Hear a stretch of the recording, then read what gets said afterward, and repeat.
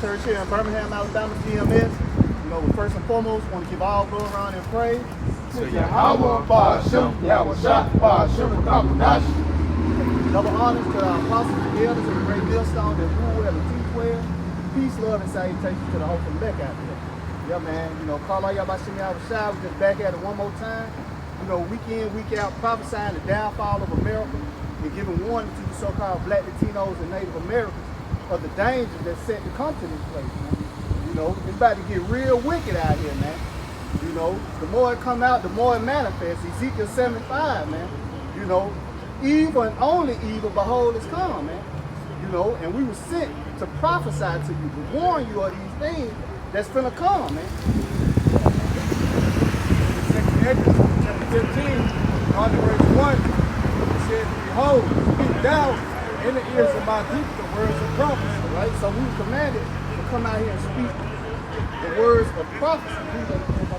Behold, speak down in the ears of my people. He said in the ears of my people, who are the Lord's people, the so-called Black Latinos and Native Americans.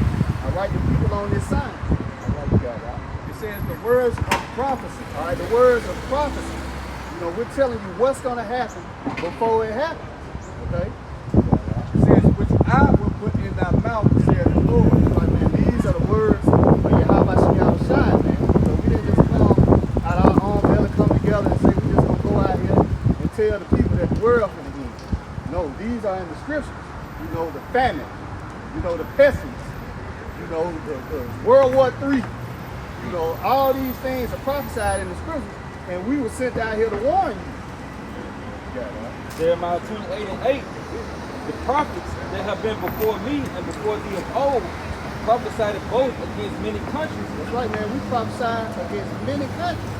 You know, telling you, you know, America, aka Babylon the Great, is about to be destroyed. You got it. And against great kingdoms of war and of evil. Hey, of war and of evil. That's what we're telling you. You know, well, the second woe is past, the third coming quickly, man. World War III is coming to America, man. You know, Yahweh Shimmy Yahweh Shah is about to destroy this place, man. You know, you got it. Say, and the pestilences. And the pestilence, you know, more evil. You know, more pestilence is coming, man. You see all these different variants. Okay. You know, Thank you. Thank you. Good. You know, and pestilence, man. You know, evil. You got it. That we say the prophet which prophesied of peace. When the word of the prophet shall come to pass, then shall the prophet be known that the Lord has truly sent him. And pretty much when our reality becomes our reality, man. The things that we prophesy of, when you actually see it and you live in it, then you're gonna know that we were set up by Yahweh Shah, which you people know is God and Jesus. And you're gonna know that we were truly sent now, man. Back y'all up. Amos 9 and verse 8. Behold, the eyes of the Lord, Yahweh Ba'ashem, are upon the sinful kingdom. Yeah, that's talking about America. Okay? Back then it was Israel, but now these plays apply to America. Deuteronomy 37, right? So yeah, that's why we out. The Lord has sent us out to proclaim unto you Israelites, so-called Negro, Latino, Native Americans, that this place is coming to an end, man. And if you want to live, guess what? The Lord has sent out his mouth for you to hearken to. If you don't want to hearken, guess what? Wait for it. The devil in the struggle. The Lord said, behold, the eyes of the Lord are upon the sinful kingdom of America, and I will destroy them off the face of the earth. Saving, I will not utterly destroy the house of Jacob, said the Lord Yahweh Ba'ashem Shah. Yeah, so the remnant, that, as a normal scripture, when we say, you know, only the scripture coming. And starting some war with the airport. We got chaos going on in the Middle East, Israel, and the land of Gaza, you know. And all this stuff is going to build to World War III, man. And what's the end result is going to be America being destroyed and also land of Israel being destroyed, man. All right? And our people being saved from that. See? So that's why without telling you these things that are happening, this is prophecy coming to pass. See? I got something for you real quick. This is the book of Ezekiel 33 and verse 29. Then shall they know that I am the Lord when I have laid the land most desolate because of all their abominations which they have committed.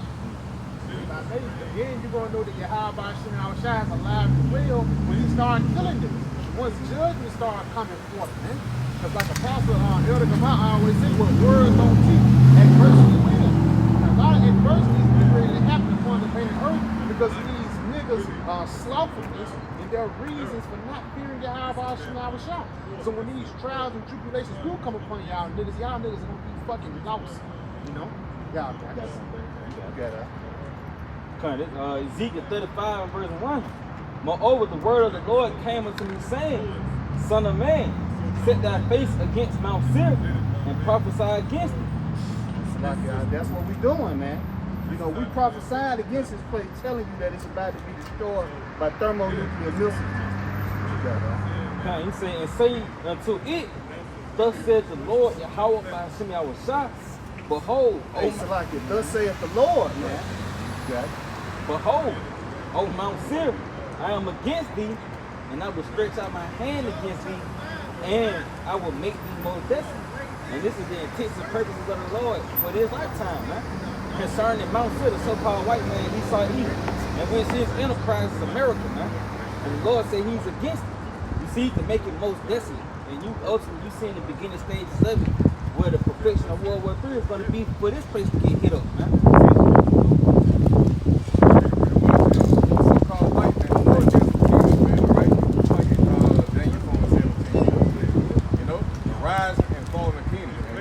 Happen to be at the end of the empire. The last empire is spoken in Daniel the 7th chapter. Going to the fourth beast, the Roman Empire, which was revised in the form of America and its beast system. So we're at the tail end of that shit, man, before the kingdom of heaven is established. So that's why the Lord has sent us out. See? Go ahead. Daniel 4 and 17. This matter is by the decree of the watchers and the demand by the Holy One of Israel, by the word of the Holy One, to the intent that the living may know that the Most High ruleth in the kingdom of men and giveth it to whomsoever he will, and setteth up over it the basis of men. Yeah, so the Lord gives us whatever he wants in the kingdom. The scripture says he set up over the basis of men. Now we know the basis of men. So for Jeremiah the 3rd chapter, be the Edomites, man. The vilest people of the earth, the so-called white man, alright? In this nigga's time of leadership, which includes the whole world by way of corruptness, despise the law of the Most High is coming to an end. Okay? So the Lord has a cutoff point for this nigga, man. That's what you people don't understand. You think America is the truth forever, but it's not. Alright? And the scriptures go into that. It goes into the destruction of the so-called white man. Got something to add you up real quick. Proverbs 16 and 4. The Lord has made all things for himself. Yeah, even the wicked for the day of peace. Yeah, people don't understand that the Most High is with both sides, alright? You know, Isaiah 45 and 7. You know, because he deals with the left hand and the right hand. He deals with evil and also good. All power comes from the Most High Yahweh, man. You know, there is no source out here that trumps the power of the Most High. That's what you don't understand. So you think you walk around and say, you walk around and doing your own will, not knowing the Most High control you, man. So you feel what his will. Even the wicked, the so-called white man, he can't help himself. He has to go or be in opposition to the Most High, man. So-called white man. Son, this is the book of Isaiah, chapter 45 and verse 7. I form the light and create darkness. I make peace and create evil. I, the Lord, Yahweh by Hashem Yahushua, do all these things. Yeah, the Lord do all these things. What does that show you? That the Most High is a perfect power. He's just, he's balanced. Everything is weighed out and measured. You know? So you got to consider that when you step into the realm of Yahweh by Hashem Yahushua, man. You know? Nobody is working towards their own will. Nobody's doing their own thing. You know? What's that? Proverbs 20, 24? You know? You might get that real quick. That's, the book of Proverbs 20 and verse 24, man's goings are of the Lord. How can a man understand? It's like a man's goings are of the Lord. How can a man then understand his own way? Yeah, so when you look around on what these elites are doing, Esau, him trying to establish his own agenda, but guess what? That's the Most High working on the left-hand side.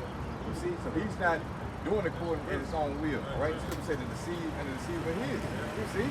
So this nigga think that he's doing his own thing, not knowing that the Most High controlling him to do what? To glorify his name. Alright? So the Most High can bring in the right hand, the Yahushua, at the end of this man's empire to destroy him, to make his name more glorified in the earth, man. So knowing that, the Most High has a cutoff date. Yes. Oh, so like, back you up, like. This is Romans chapter 9 and verse 17.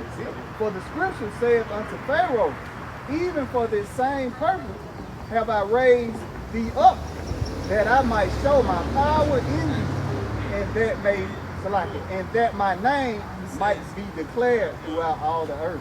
Yeah, when you go up and it talks about Esau and Jacob, you know, the two entities that are looking for rulership right now, in which Esau is currently ruling, in which Jacob is going to be the beginning of the fall. But this is showing you that, all right, the Most High already set an example. Ancient Pharaoh, man. You see? The example's already set how the Most High raised that nigga up. Him and his empire just destroyed, so his name was glorified. See? Our Lord, Yahweh spoke about it in St. John 12:28. You see? He glorified it once, but guess what? He's going to glorify it again, man. How he's going to do that in these times? Well, guess what? The modern day Egyptian Pharaoh, the so-called white man, and the American Empire, okay? We just known as but spiritual Solomon in Egypt, in which the Lord's going to destroy, and after that, the Lord's name can be glorified and spread across the earth all over again, man. You know? But yeah, let me get real quick. Number 14, verse 5. It says, seeing his days are determined, and the number of his months are with thee, thou hast appointed his bounds that he cannot pass. See?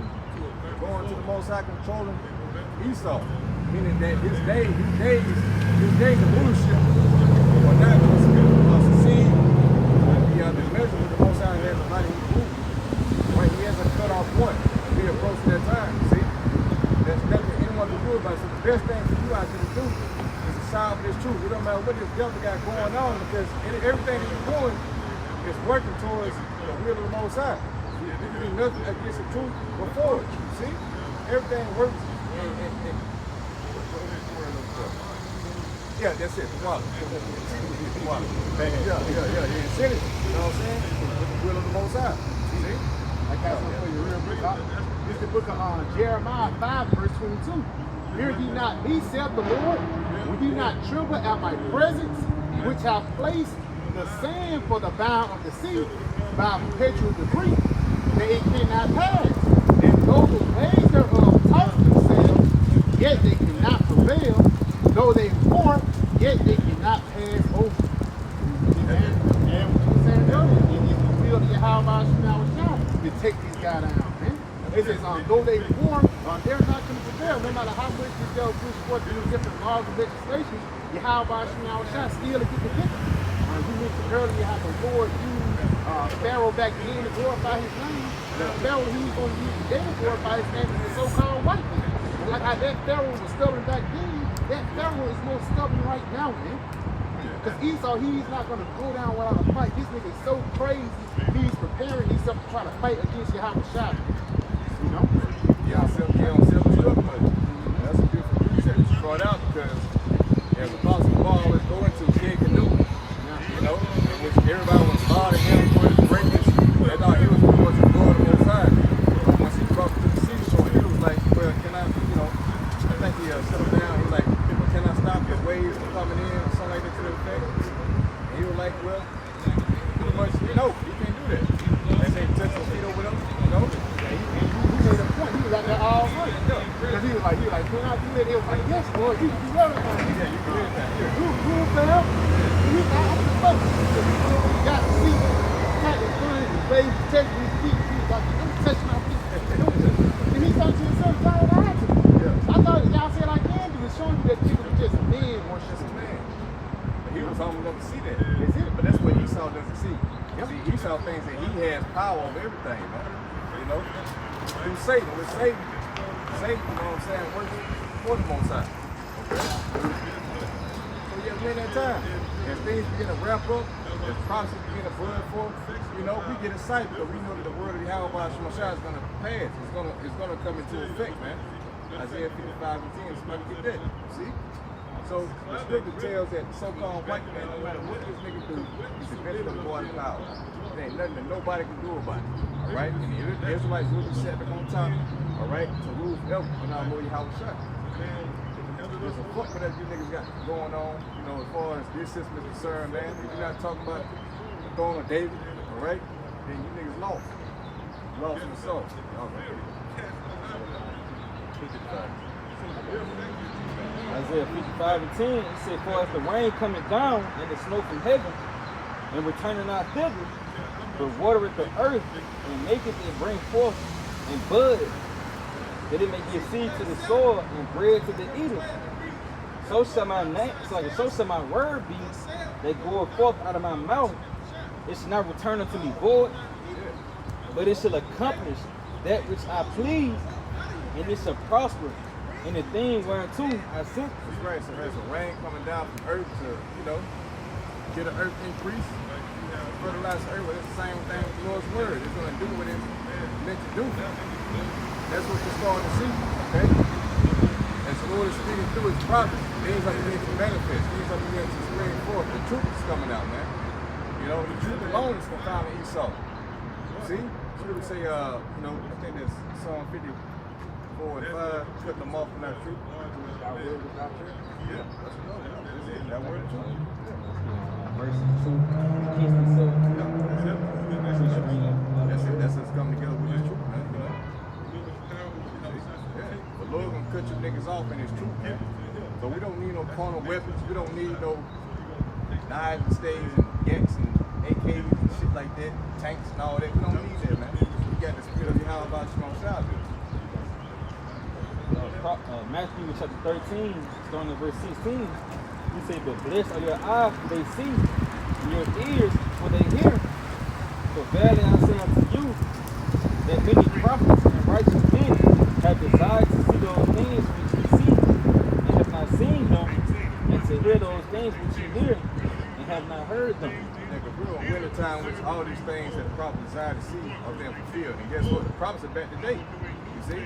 So yeah, our eyes have been opened once again. The spirit of the prophet is subject unto the prophet. So we have everything in its fullness. All right, the table's laid out, everything's prepared and ready. You got the lamb, you got the sides and all that, and you just eat, man. So yeah, prophecy is on display for you to come and sup and eat, man. That's why we out warning you, come study you, encouraging you to come into the house and eat. Eat up your house shut. Destroy it, yeah. I got some questions. This is the book of Psalms 54 and verse 5. It says, he shall reward evil unto my enemies, cut them off in thy truth. Yeah, see? That's the point. The Lord's going to reward evil unto our enemies, so he's going to cut them off what? Well, by the truth. It's in 2 Edges, 4th chapter. Truth will spring forth. One shall be overcome. Something to that effect. And guess what? That's why we don't have to do anything carnal, man, to take down the so-called white man. It speaks about it in the book of Wisdom, Solomon, 12th chapter, that one rough word. I think it's the 12th chapter. Yeah, this rough word that we're speaking pretty much proclaims to any so-called white man. It's all we need. That's all we need with you fucking niggas too. This is like raid to these niggas. See? The word come out, niggas scatter. We don't need you niggas. Y'all got it. It seems like everybody scripture say words actually reveal a lot of things. Yeah. Once the words are displayed, it shows who you are. It's their life. Fuck, you got it. Yeah, he's still going 12, man. The word is like raid. It gets rid of niggas, man. Nobody likes a fucking nigga, like a cockroach. It's like light cutting on, niggas get scattered and shit. Roaches. Same for niggas, man. Yeah, I don't want to hear about this foul. Niggas like darkness. Book of Hebrews, chapter 4 and verse 12. For the word of Yahweh is quick and powerful and sharper than any two-edged sword, piercing even to the dividing asunder of soul and spirit, and of the joints and marrow, and is a discerner of the thoughts and intents of the heart. Yeah, so people don't really understand how powerful the scriptures are, because everything you believe that you thought you believed in, right? When your thoughts come in contact with the scripture, then you got to consider. A lot of things not really consider your ways, man. See? This is the word of the Lord coming out. When it comes out, you can't go down the phone and see. You get cut to the spirit. See? Meanwhile, the elect, they will be cut, and guess what? They're going to benefit from something. Because what? They're going to be healed by the word also. See? Because a dual divided with the word will make. It will be cut down to a base level, then what? That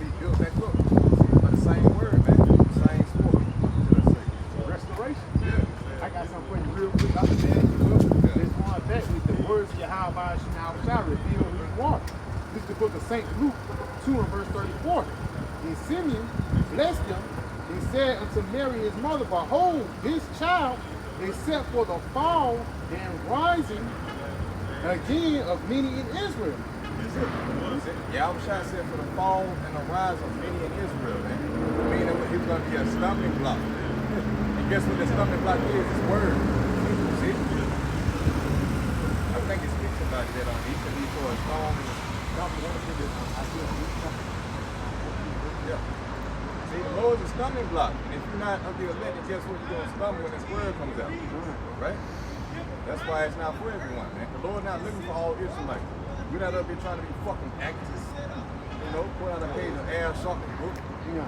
See, we're not doing that. All we're doing is preaching the word on the highways and byways and making videos, and then that's going to gather the elect by the word. We ain't got to do all that extra bullshit, man. All you get marching and shit. See? Come. It says, and for a sign which shall be spoken, yet a sword shall pierce through thy own soul also, that the thoughts of many hearts may be revealed. Hey, y'all say you cut him off. That's it. It's like, there's the opinion.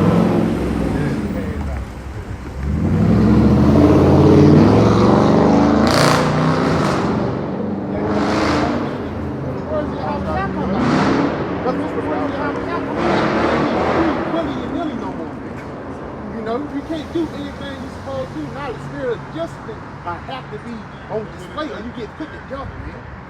So you tell me you're gonna do something, he got a fucking attitude with the shit, bro. You got no right. He cut his mama. But what do you say? He was in the temple. You know, his mama asked him where he was. You know I did about my father's yeah, kid. he did what my father did also when he made one of the wine, you know? Yeah. He said, woman, this ain't my time. Yeah. Because showing you, that's how you know she was a black woman. When Yahushua, he was a mother boy to a six, because she always stayed around him. Yeah. But at the same time, it was a point he had to set the shit straight with his mama. You know what I'm saying? You know how you love your mama, it's a fine line between me and you. Yeah, I was talking about people on the said what? Yeah, this Yahushua right here, bro. This the depiction of Yahushua from Revelation, the first chapter. You know what I'm saying? That's the same power. People ignorantly call him Jesus. You know what I'm saying? This is the power of Israel. This is our Savior right here, bro. You feel me? You gotta go out. Come on. He told his mama, who was my mom, who was my brother. They was standing without when he said that. That's it, bro. Basically what we're saying is like, he cut his mama because he was about his father being first. You know, so when they came in between that, he cut them off and continued with his father being the same level, you know. Family matters and all that don't matter when it comes to his work. Nothing else gets in the way of us coming out, you know what I'm saying, and prophesying.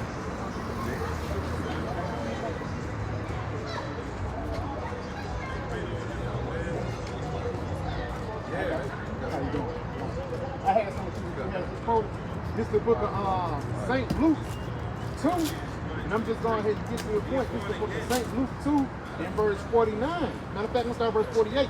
It said, no, I'm starting to verse 46. It says, and it came to pass that after 3 days they found him in the temple, sitting in the midst of doctors, both hearing them and asking them questions. And all that heard him were astonished at his understanding and answers. And when they saw him, they were amazed, and his mother said unto him, What hast thou thus dealt with us? Behold, thy father and I have sought thee sorrow. And he said unto them, How is it that thou sought me? Wit ye not that I must be about my father's business? It's on that same bed. When it comes to the work, hey, don't let them settle, man. People get offended, you know what I'm saying? Because we so dedicated to doing the Lord's work. But this is for a greater cause. This ain't for right now, man. This is for a greater cause that we're doing. For the betterment, ultimately for the nation, by people. You know, starting with the elect. The Lord has called us to do his work, and this is all the Lord cares about. He don't care about anything else going on in America, man, or anywhere else. We sent for the prophesy, man. We have sacrificed our life to do the Lord's will. You see? That's what people not willing to do. People want to still keep that life here. They still want to, indulge in revelry or idolatry, but we are forsaking our life because what ultimately says is what Matthew 19:27, you know what I'm saying? We're going to receive all that back. We're going to get all that back, man. And we believe that. Niggas don't believe those scriptures. You know what I'm saying? They don't believe it. No, we believe that, man. Hey, that's why it's a certain power, a certain reverence when you come out of it. Because even when Yahweh Shai, when his mother seen him, he was doing the work. And when Yahweh Shai said, blessed is the man, when I come, shall find so doing. They said, blessed is the man when the Lord comes, and he find you doing the work. This is the main reason why we out here to gather together the whole elect of the nation of Israel, man. Not everybody else, but the whole elect, of Yahweh Shai. Because my face said the whole said the whole thing. The whole elect, the 144,000 with the 1/3, man. Because niggas even get offended how when we bring out this truth, man. Niggas said, I would have said it this way. Niggas got offended about the great doctrine. You should have said in the better way, Ocken. Nigga, fuck you, man. Next a lot. We got it. Yeah, man. Hey, for real. Hey, fuck y'all, man.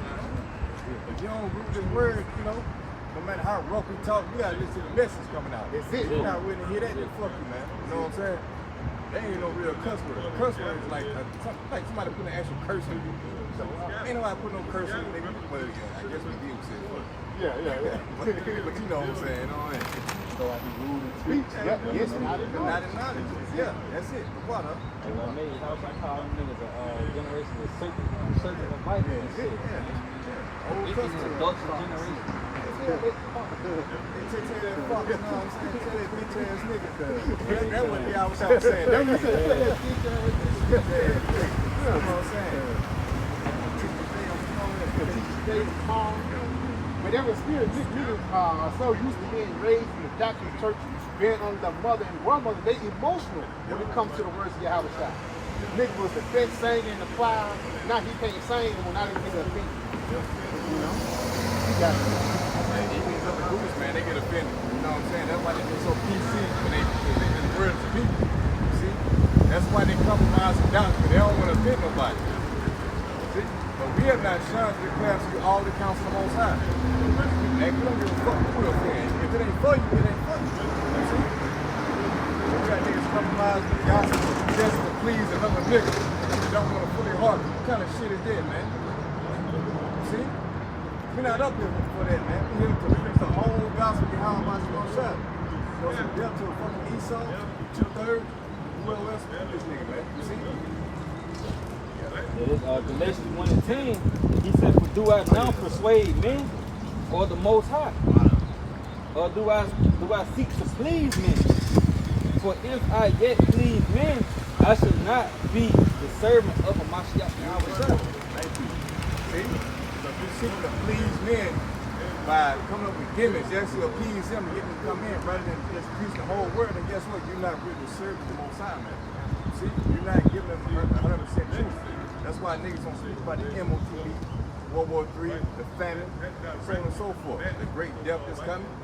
The fact that the Lord want to kill 30 people, but disbanding the word, So that's why, we so hard bent on just teaching the whole truth, man, because we know that if we don't, then we're going to be put to death. What Paul said, more if I preach not the gospel. Oh, look, I got something. This book of Acts, chapter 20, in verse 26, he said, wherefore I take you to record this day that I am pure from the blood of all men. For I have not sons to declare unto you all the counsel of the Most High. Guess what? It takes spirit to teach the whole gospel of Yahweh by the Most High. A lot of these niggas that you see, they don't really fear. That's why they hold back.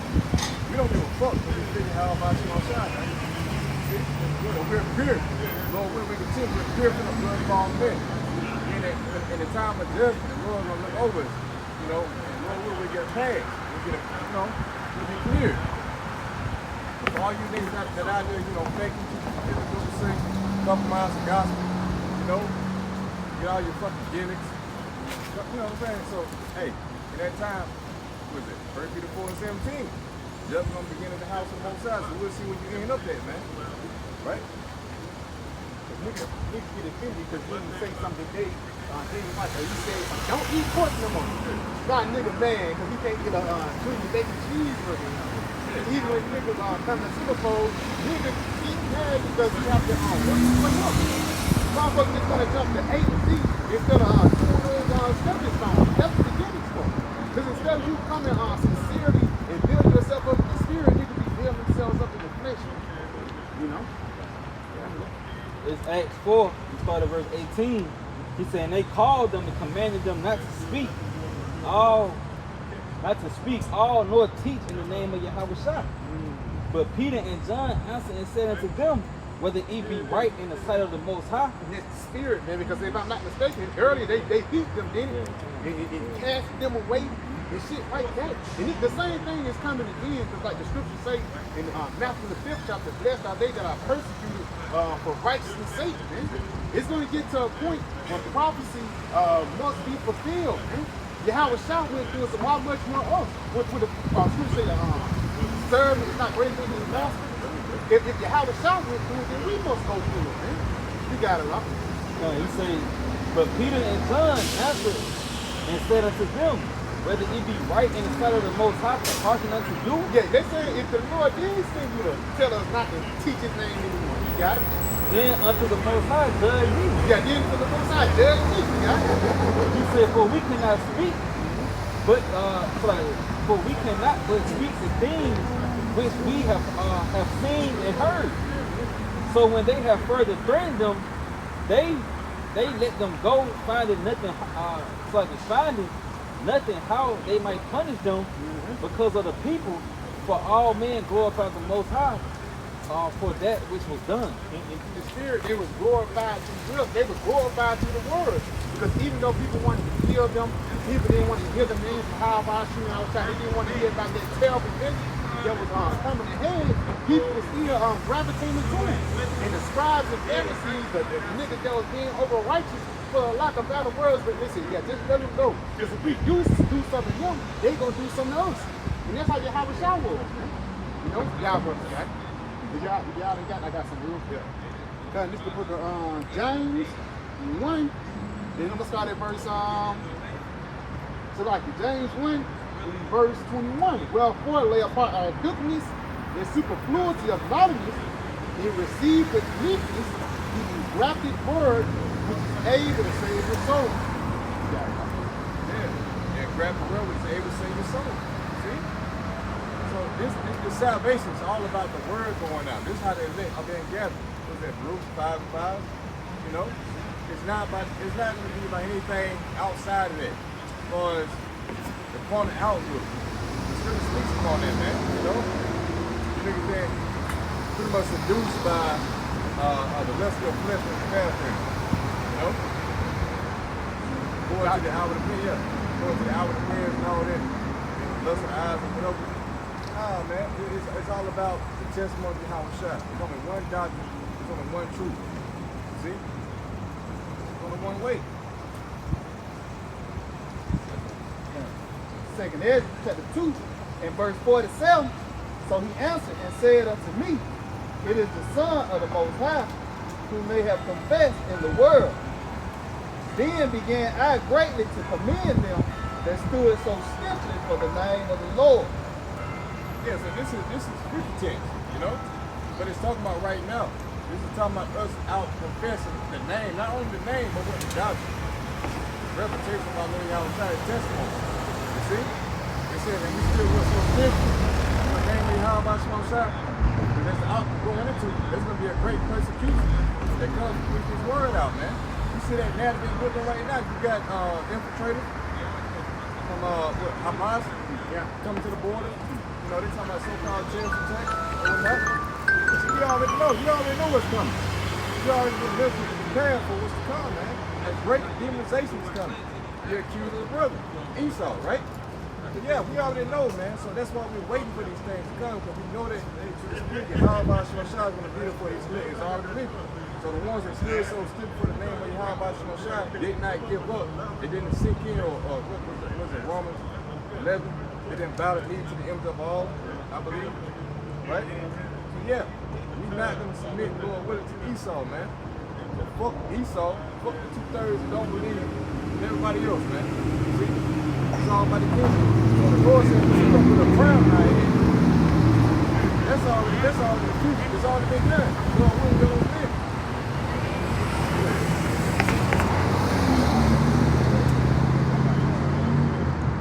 Back to the book of St. Matthew 7, and I'm starting at verse 24. Therefore, whosoever heareth these sayings of mine and doeth them, I will liken him unto a wise man, which built his house upon a rock. That's it. A wise man that built his house on a rock. That rock is who Yahweh shot. You know? Your foundation is going to be sure. Meaning that when these winds come, it's going to go into, you're not going to be moved with it. It says, and the rain descended, and the floods came, and the winds blew, and beat upon that house, and it fell not, for it was founded upon a rock. Yeah, that house represents your mind, you know? So when the storm comes, there's a great storm coming. I had a dream like a week ago, man. We don't go into it, but you know, a storm is coming, you know? In which the wind's gonna blow, it's going to all these different oppositions, tribulations to water, Acts 14:22. You see? All those gonna come and they're gonna beat up in your mind. You know? And if you're not stable, guess what? Your mind's gonna be overthrown. You're gonna be cast down.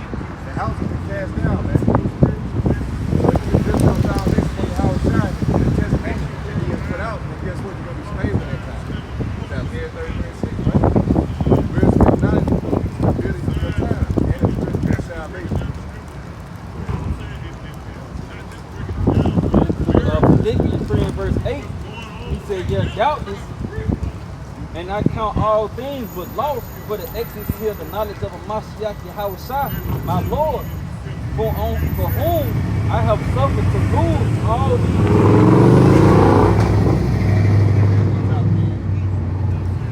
Yeah, Philippians 3 and verse 8, yeah, doubtless, I count all things but loss for the excellency of the knowledge of Mashiach Yahushua, my Lord, for whom I have suffered the loss of all things, and do count them but dung, that I may win Yahushua. That's the spirit, see? It's what's that spirit, scripture. But yeah, hey, he said what? I count all things but dung. And it's pretty much shit in comparison to the knowledge that was going to be what? The script about salvation. See? We're talking about immortality up here, man. We're talking about everlasting life. There's nothing that lives out here outside this comfortable seat but us, man. Everything else don't matter because what? It's going to perish, right? It's going to perish. You see that America's coming to its end. So what's going to come after America? And eternal rulership. And what you want to be the first fruit. You don't want to come back in the kingdom of heaven. You already exposed to the knowledge, right? So if we deny it now, all right, you don't come back in the kingdom as a second tier pretty much and have our heads down. Be ashamed. We don't want to do that, man. You know? But yeah, that's right. Go back into the world, you actually get your house out of something. Now you coming back around your folks pouring the scripture. They're going to ask you, so you don't believe in that name no more? They're going to ask you, so you're not going out on the highways and byways, so really you put your house out of shame too. Once you going to leave this truth, man. We're going to fulfill their desire. They're like, yeah, he going to fall out this shit. That's what they're saying in the back of their mind, your family and all that. Yep. Yeah, he going to drop this shit. And once you do it, yeah, I knew he'll do it. So I say, the spirit, like Brother just said, it was just a phase. Yeah, it's fake. He'll get out of it. It's just a tree. You know what I'm saying? So yeah, you put the Lord to shame. It's like you crucifying the Lord all over again. You was having part in crucifying the Lord Yahushua. That's what it's like, man. You don't want to be that person. Because when the Lord comes back, he's going to say, he was doing Lord's will and did it not. So he will be the stripes. Opposed to the things we did not know it. So when you see niggas like a walk who had the light taken away from him, guess what's going to happen to that nigga, man? See? I mean, they say constantly went on it, but they'll tell you, it's still the Israelites. Yeah. You know what I mean? You still eat pork? You still eat pork in the meat? I got some real good smoke. You know, you want to hit this shit? You know what I'm saying? You're the first person in line. Yeah, I knew you was a fan. I did. Man, you said it right. Say last, you said something here. This is the book of St. John 15:21. it says, verse 22, it says, if I had not come and spoken unto them, they had not seen. But now they have no book for their sins. If I may, because again, you won't have no book for your sins now, because you do about the ways of righteousness, but you continue to go into the ways of wickedness, man. You continue to follow after the ways of Esau, because niggas can be in the truth 10, 15 years, they can be in the truth for a year or two. But for a lack of better words, the Lord called you and I'm gonna clock out. Niggas gonna clock out, man. I'm talking about clock out spiritually. Now you calling upon the gift and name. You know what I'm saying? Now you eating pork, now you back smoking weed. You committed adultery 2 or 3 times. Now the Lord have all right to kill you. That's why it says now you got no hope for your sin, man. Yeah, man, that's scary, bro, because, you know, the Lord can block your understanding so you can't even check your own self. You know, Scripture say, examine yourself. Now, he'll take away the wisdom of Scripture so you can't even examine yourself. That's why you just going so far to the path that, well, now, it's like, it's all up in the air. Yeah. You call them different names and shit. You talk about the 7 help. Like, Lord, just send a strong-ass demon, a legion of demons on your way. You don't even fucking know it. That's a fear of all my small shot, man. He does it with, sometimes he'll do it instantly. Sometimes you do it for gradually, man. Give you a process. That's why you always got to pay. Good Lord, man. This is the book of Hebrews, chapter 10 and verse 31. It is a fearful thing to fall in the hands of the living power, Yahweh Yahushua. Yes, them niggas fell right into the hands of Yahweh by a small shot. But now, they just waiting for a hardest-ass judgment, you know? They went for a brutal ass judgment, and guess what? That was predestined from the beginning. You know? Everything's predestinated. So them niggas don't control themselves. What comes out their mouth was sanctioned from the house by from the beginning. You know? And the Lord said, I know him. It's put me in the about him, Lord. That's it. Come on.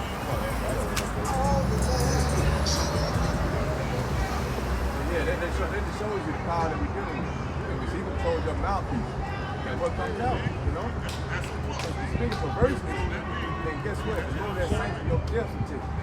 Like get it right down there. Yeah, like these birthdays things. Don't tell me that's a nigga, man. I'm about to say, it probably could be a nigga, man. That might be a nigga, man. You know, that bitch got a new song, shit get drained, you know. This nigga need to die, bro. This nigga need to die, bro. That's a nigga, bro. This nigga clapped too hard. That was the hands of a wide receiver. That was the hands of a palm of basketball, man. This nigga caught the shit. You can hear this nigga clapping that loud. This shit's crazy, man. Hey, showing you that this is the valley of the shadow of death, man. You know? You got it, huh?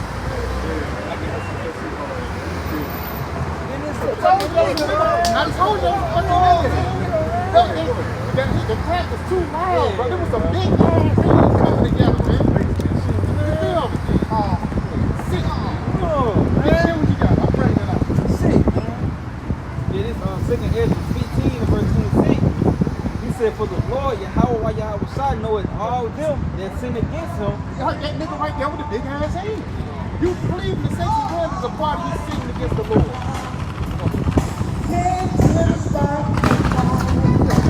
I say no one gets a red. I remember this nigga. You can't hold by me. You know? They've been tricked the fuck out here.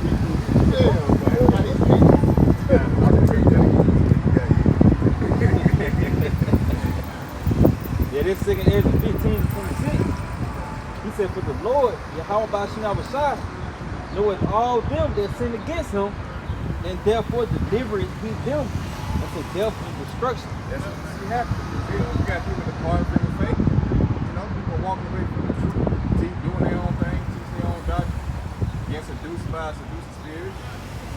That's a part of them being known from the beginning that they would turn away from the house of God. You know, and they will be led into destruction. And there's been many people that did that, you know, so that's why it's important to remain humble. People say the greater heart, the more humble yourself, man. See? So you can't think of yourself as being more than what you are. You ain't nothing but a guy, you know, you ain't nothing but a servant. Like, see? scripture say it, what, Luke 17? You know, we unprofitable serve. Something to this. Matter of fact, we did Luke 17. Yeah, we just unprofitable serve.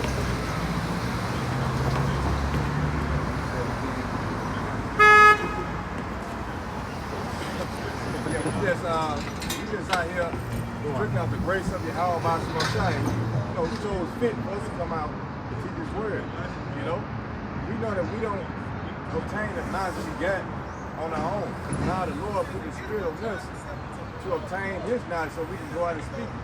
We just vessel. You know what I'm saying? The Lord can choose anybody. And even children. How about you know, I can use a kid to, you know, prophesy against a place. Why you think he used Jeremiah for? You know, Jeremiah, he was somebody that was insignificant in the eyes of the people, but in the eyes of Yahweh Shai, he was greatly reverenced, man.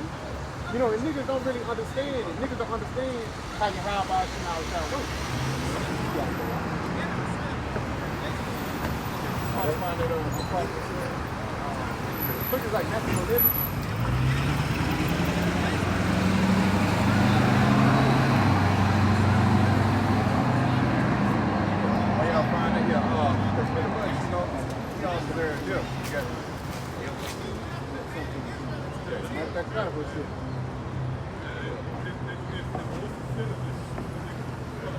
In Luke 17 or 7, he said, but which of you having a servant plowing and feeding cattle, or feeding cattle, will say unto him by and by, when he is come forth, when he is come from the fields, like, go and sit down to meat, and will not rather say unto him, make ready with wherewith I may sup, and gird thyself and serve me, till I have eaten and drunken, and afterwards thou shalt eat and drink. Do he it's like just going back, how should I get these chicken first, man? Yeah. Because we doing, it ain't like the Lord doing us a favor. Like the Lord just owe us everything. We supposed to be a service to Yahweh Shai. He keep the big piece of chicken first, then we can eat, man. Yeah, pretty much, you know, his work comes before everything else. Before you get to settle down, you please yourself. Hey, what scripture say? Give the Lord, do goodness to ourselves, but give the Lord his due measure. The Lord come first, then you can handle you. You got it, bro. But then it's like it. One more real quick point. It says the ox plowing in the field. We plowing right now by doing this work, man. You know what I'm saying? You got it. Verse 8 again, he say, and will not rather say unto him, make ready wherewith I may sup, and gird thyself and serve me, till I have eaten and drunken, and afterwards thou shalt eat and drink. Do he think that service did he think that service because he did these things that were commanded of him? I trow not. So likewise ye, when ye shall have done all those things which are commanded you, say, we are unprofitable servants. We have done that which was our duty to do. Our duty to do. See, pretty much we can't, you know, we do this work just because, you know what I'm saying, we know that we have received grace. The Lord has allowed us to do this, so it's not like we do this work just to receive like some kind of benefit or something like that. You know, of course, the Lord, you know, we want to stay in the truth. That's the ultimate benefit. But yeah, we don't. Hey, we don't have. Hey, the Lord doesn't have to choose to do it. Now, we never want to serve, never serve. See, so we are humble and are willing to do the Lord's work and to receive our pay or our benefit later on. And once we have completed the work, while we our Sabbath. See, okay, that's what you said, because it's a reward for when you work, man. But ultimately, before you get that reward, the boss has to break off his piece first. And this is spirit, that's why Yahweh Shai, he got resurrected first. He's the only begotten son of Yahweh Shai, but he's also going to trickle down unto the elect. You know, and that's the beautiful thing about it. But really, that scripture is basically talking about once you do the work, you don't want to look for a pat on the back.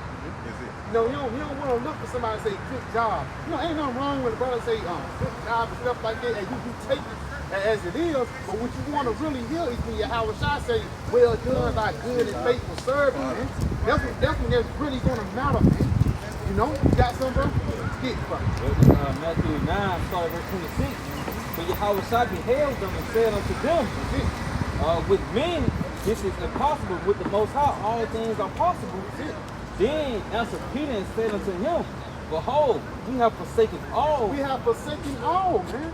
And like the brother Adele was just mentioning, you know, put your family on the back end or your job. You might have a job that interfere with the truth, man.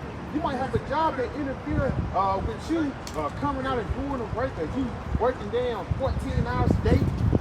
You have to throw that thing on the back burner and give the Lord his due offering. You got it, bro. Come, we have forsaken all and followed thee. What shall we have therefore? Yeah, we forsook all. We threw everything away. We working for you. What we gonna have? You got it. But Yahweh Shai, and Yahweh Shai said unto them, verily I say unto you, That's it. that ye which have followed me in the regeneration, when the Son of Man shall sit in the throne of his glory, he also shall sit upon 12 thrones, judging the 12 tribes of Israel. And everyone that hath forsaken houses, or brethren, sister, or father, or mother, or wife, or children, or lands, for my name's sake, shall receive 100-fold and shall inherit everlasting life. But many, Like it's going back, because it's still the trade-off, and it's not like you lost those things. Yahweh Shai is going to give you those things back, plus 100-fold, man. You got it, lost.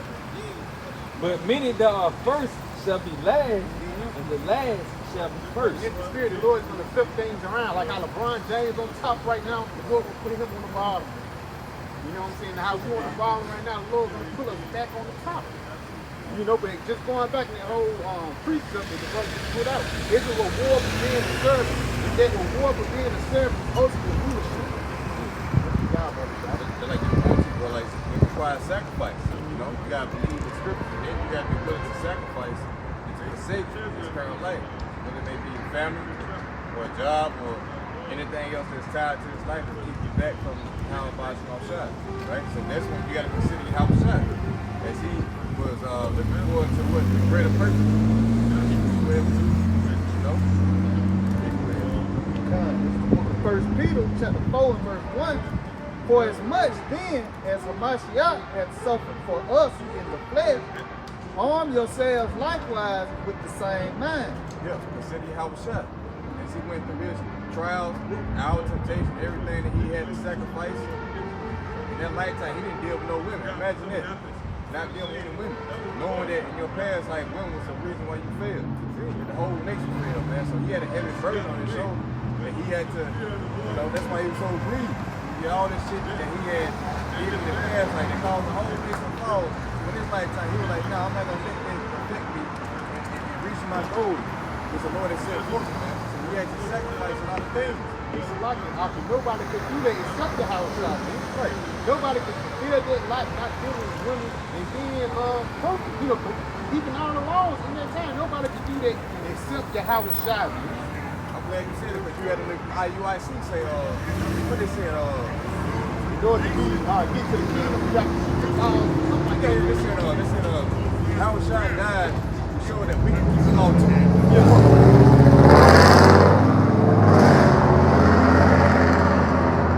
But you want your house shot on, man. If you can keep the law, then I'm going to see IUIC do it on video, Leviticus 2013. You know? You know how much that diminishes the sacrifice of Howard Shai made? He's saying that you can be alone.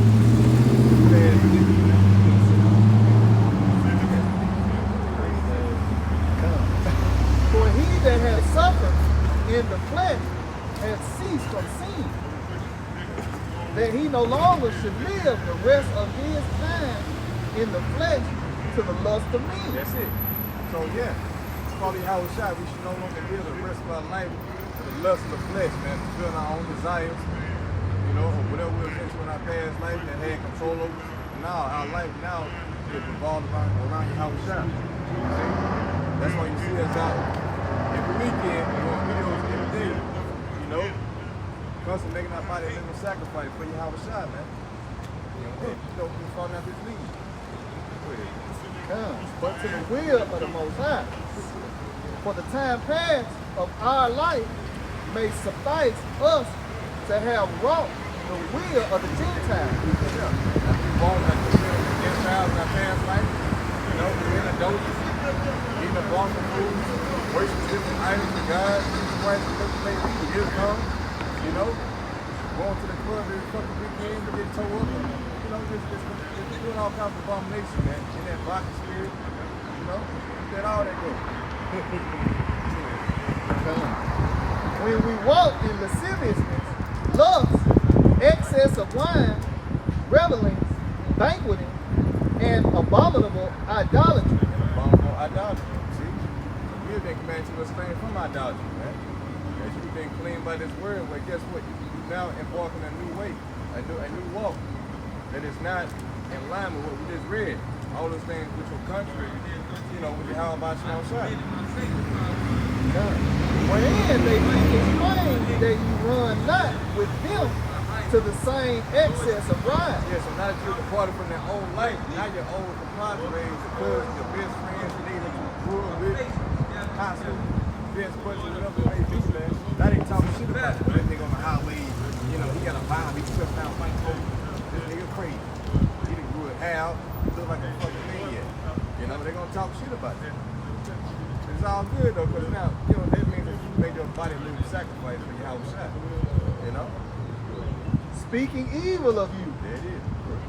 Who shall give account to him that is ready to judge the quick and the dead? So who's gonna give account? All right? It's your house shot. It's gonna pretty much judge at the end. We know what's coming. These niggas don't. They don't know that they're abiding death. You know? But not being willing to change their ways, man. The Lord is giving us the spirit to change our ways. You know, to seek out the right to obtain eternal life. Okay? And that's what these niggas don't get, man. That's why they're gonna be destroyed.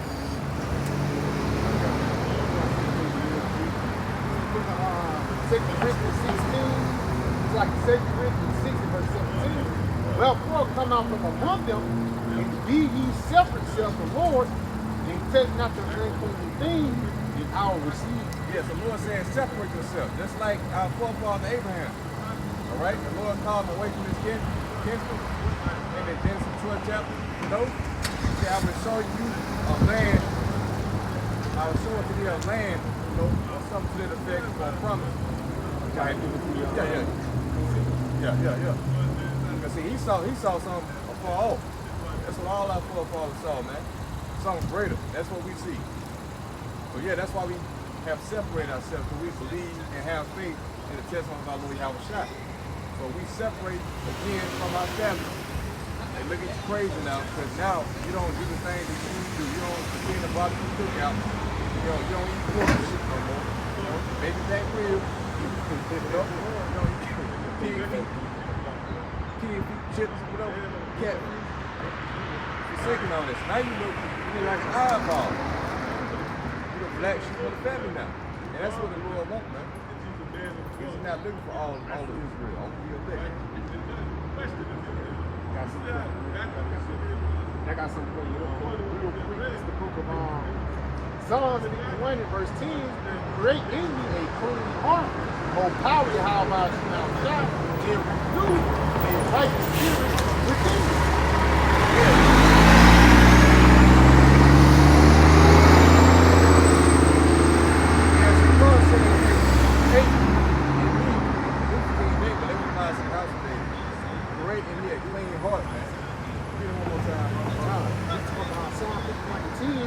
Create in me a clean heart, O power, and renew a right spirit within me. Yep. And see, we were tainted. We were polluted with the philosophies of America, man. In which now we had to be what? Washed and cleansed by what? By the way of the word. John, this is the book of St. John, chapter 15 and verse 3. Now ye are clean through the word which I have spoken unto you. Yep. The testimony of Yahweh Shai, it cleanses us of our filth. You know, we've been cut through the spirit, through the sword, you know, and we've been washed with the living waters, man. You know, it's a benefit at the end of the day. You know. Isaiah 43 and 21. So this people have I formed for myself, they shall show forth my praise. You say, but thou hast not called upon me, O Jacob, but thou hast been weary of me, O Israel. There's some Lord formed us, for his praise, man. See? Lord willing, we continue. Got some on it? No, Ephesians 5, verse 26, that he may sanctify and cleanse it with the washing of water by the word. By the word. Tell you with the song, get everything. How's the young man change his ways? Oh, see.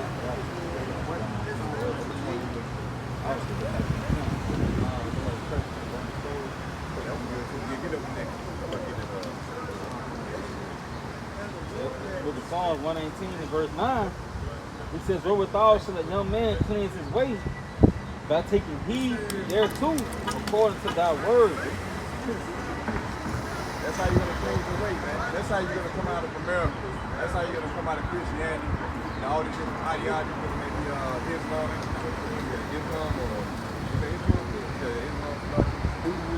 Buddhism, That's how you're going to start working holidays, You're going to come out of all that by the way of the scriptures exposing to you your wrongdoing, how you offended. Therefore, you're going to feel sorrowful and you're going to repent from it. You're going to turn things to the fire.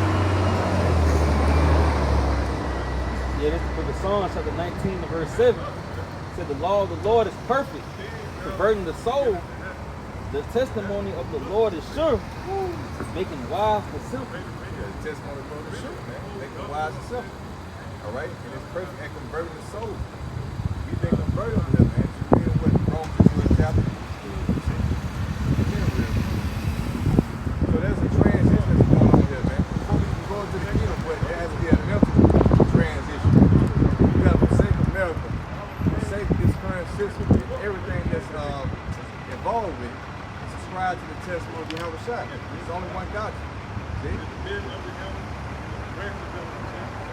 Romans chapter 12 and verse 2, and be not conformed to this world, but be ye transformed by the renewing of your mind. Yeah, be not conformed to this world, man. It's talking about the word of Esau. It means to not be formed, like don't be in agreement with the shit that's going on here, man. The abominations that people are doing. As far as what the adultery, ABC community, Christianity. The things that I just mentioned. Worshiping yourself, man. That's another big thing. Worshiping your damn self. You get caught up into their own self-image, not knowing that they can be adults anyway. You know these scriptures come to the Bible and know. You gotta be able to forsake your own self in your own way. All the testimony of Yahweh Shai.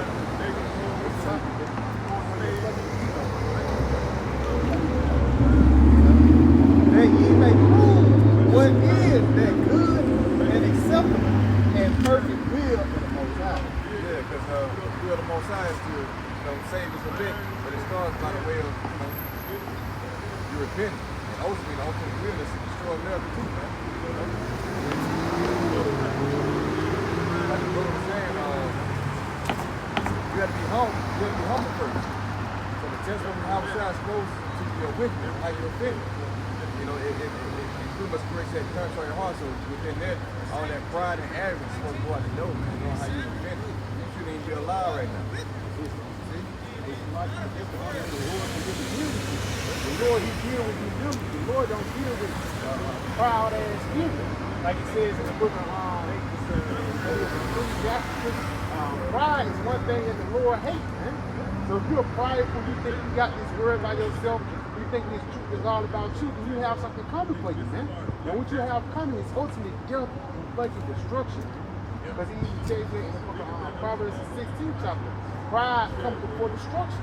And a haughty spirit before a fall. So once motherfuckers start thinking about you, thinking about themselves, niggas start throwing the Lord on the back end and thinking the doctor all about you, then ultimately the Lord's going to take your ass out, man. Like them Hamitic preachers, y'all don't watch them niggas, man. Niggas, all of a sudden everybody falls back. The Lord ain't dealing with shit like that. And how about you know try to do this? That you in that fucking spirit, man. Yeah. Y'all really be kidding me. Because a lot of them really be committing adultery, doing a lot of wickedness. But for like a brother, the Lord always made them motherfuckers back. What's that guy who just died not too long ago, not Buffalo, y'all? Another rich preacher out there in the number. Yeah, Eddie Long. Eddie Long bitch ass guy.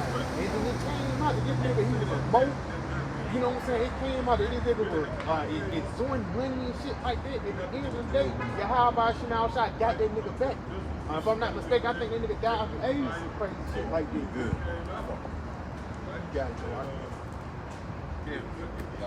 I got some real quick. Malachi 3 and verse 18, he said, then shall you return and discern between the righteous and the wicked, between him that serves the Most High and him that serves him not. We're talking about the elect, man. They're going to return and discern when you give them the proper knowledge and understanding, wisdom of scripture, the Holy Spirit, could I say, and discern between the righteous and the wicked. You know? And that's what we have been given. Holy Spirit of understanding. That's what the 2/3 back. Even niggas that's in these different camps, they back judgment. See? And that's the thing, you niggas don't understand justice. That's why the Lord going to destroy 2/3 of the like that, man. Because you refuse to hearken to his word. Because most of them are blind to the truth anyway. Proverbs 28 and verse 5. Evil men understand not judgment, but they that seek the Lord, Yahweh Shah, understand all things. Yeah, I can think about that too. That's it. Yeah. Evil men, they understand not judgment. What's an example? Hey, a baby getting shot. On South Central. Nigga on South Central got shot. He was stealing radio. And she said, yeah, he was just a baby. Yeah. The guy replied, baby, my ass. Yeah. You guys not steal my radio, man. So you when no niggas get shot, that's the will of Yahweh Shah. Yeah, I was just thinking about that little girl that got home and shit before. I used to see when I didn't Yeah, the whole that fucking shit, necklace man. type, Al Sharpton type shit. Like, goddamn. Like, for what?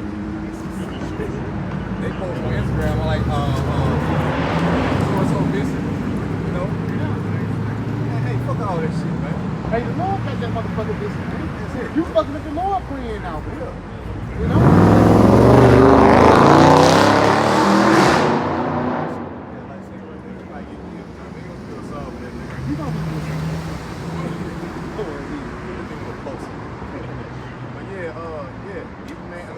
One thing you have to understand is truth is that, hey, all judgment is just, no matter how it is. Because guess what? It's the Most High that judges. The scripture says that,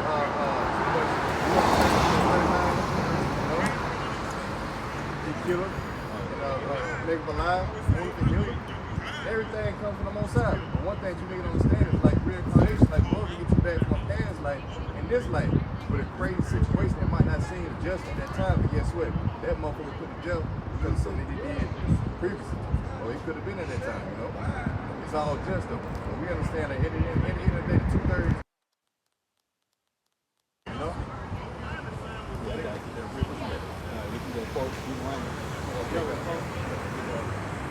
Yeah, this Deuteronomy 32 and verse 39. See now that I, even I am he, and there is no power with me. I kill and I make alive. I wound and I heal. Neither is there any that can deliver out of my hand. They can't deliver out of my hand. So what are you gonna say? The Most High is unjust? When a nigga get shot down or hung, you know, when you get put to death, are you gonna say never become righteous? It's all comes from the Most High. You see? So, Shall there be evil in the city or in the land? That's it. Because at the end of the day, that's why you can't get offended, because hey, there's gonna be some harsh judgment to go out. So you gotta understand your spirit, like that nigga deserves whatever we got. You just hold a wiener for it, you know? God, this is the book of Job, chapter 4 and verse 7. Remember, I pray thee, whoever perish, being innocent. There you go. The scripture bags us up. See? Whoever perish being innocent, when a nigga, hey man. Motherfucker get hung up on the tree by Edomite, they said that she committed suicide. Hey, you know they come from the Alabama my side, that bitch was not innocent. Like she was not innocent, see? Like you know what? Okay, so they get your right here, I think it was Ahab too. If I'm not mistaken, but the Lord was going to kill him. And then Elijah told him to be repentant. And Elijah came back and said, since Ahab humbled himself before me, I will not judge him in this time, but in his son's time, will I get him back. Brother, we just mentioned about reincarnation. It's Lord. Still spirit, because at the end of the day, nobody gets away. Rather, people come back being mentally retarded, mentally challenged, or whether they have a birth defect. That's the spirit of Yahweh Shina Shai judging them. That's why the scriptures say wicked men understand not judgment, because niggas think it's just because of GP. Niggas think because it's just because the Lord didn't like me. I just got up with the wrong heart, not knowing that's Yahweh Shina Shai for the wicked shit that you did in your fucking past life, man. Because niggas think they got away with the things they have committed. Niggas think that they have gotten away with all the bullshit that was happening. But the Lord came back and judged your ass right from the soul. That's what happened. It is Ecclesiastes 2. I'm starting with verse 17. He says, they that fear the Lord will prepare their hearts and humble their soul in his sight. Read that again. Ecclesiastes 2 and verse 17. They that fear the Lord will prepare their hearts. Prepare their heart. You will feel the Lord. You're going to prepare your heart for the things that's coming to pass. You're going to even prepare your heart for judgment. When you get judged, you're going to think, oh, it comes from Yahweh Shina Shai. You got it, bro. And humble their souls in the sight of him, like in his sight. Yep. Saying, we will fall into the hands of the Lord and not into the hands of men. Yep. For as his majesty is, so is his mercy. Yes, we're going to fall into the hands of the Lord than into the hands of men. Because ultimately the Lord, he really controls what you give, what you got. When you go into that Matthew the 6th chapter, it says, fear not him who is able to kill just the body, but fear him which is able, not a phone. Get you. Yeah, this Matthew, Like 27 or something like that, 28.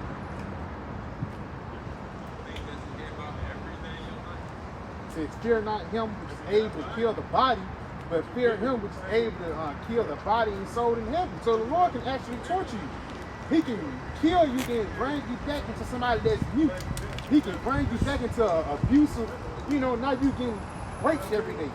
And you people say it was for no reason. Really, it was the reason of the bullshit that you did last time. You got it, right? yeah, Matthew 10. Matthew 10, verse 28. And fear not them which kill the body, but are not able to kill the soul. That's it. Fear not them which able to kill the body, which is not able to kill the soul. Because all thing Esau can do is afflict your flesh, man. Whether he's putting more bills on you, he put a new doctor inside the black woman, now your bitch tripping.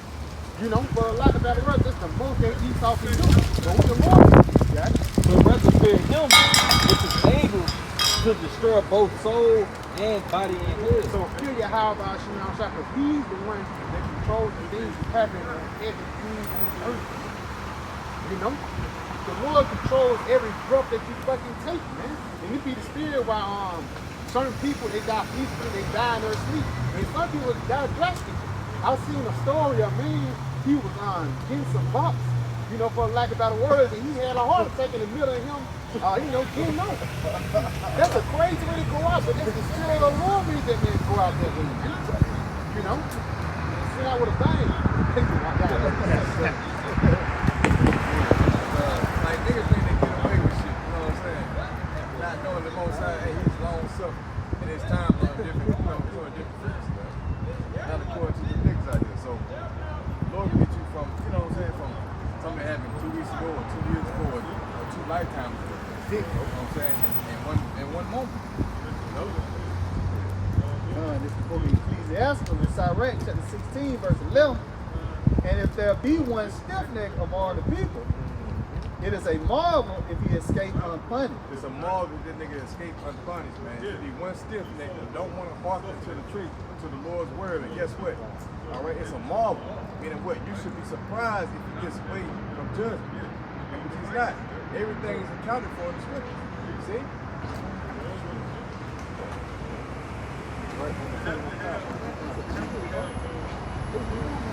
Oh, yeah.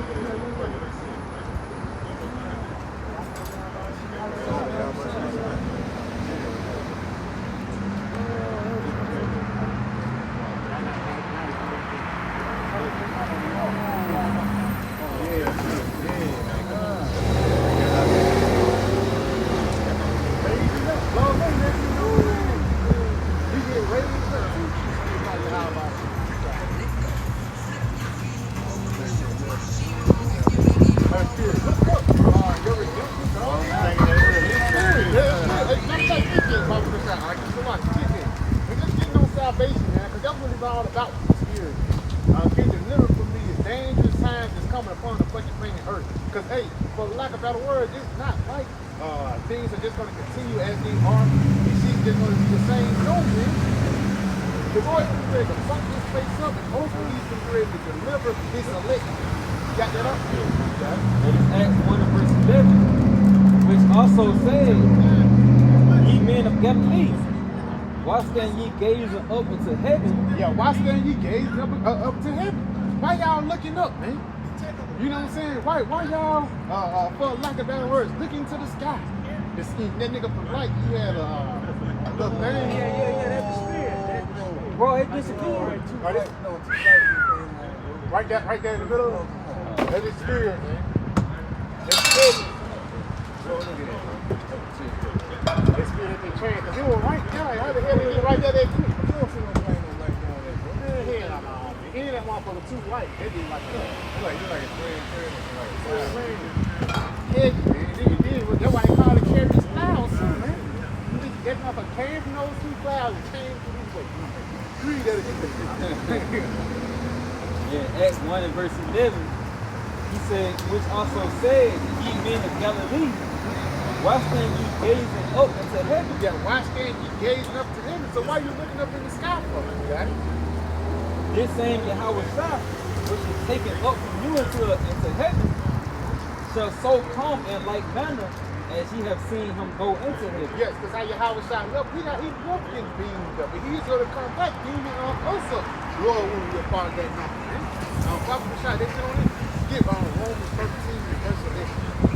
And then I think he like that, Luke 21. After these tribulations, you got it.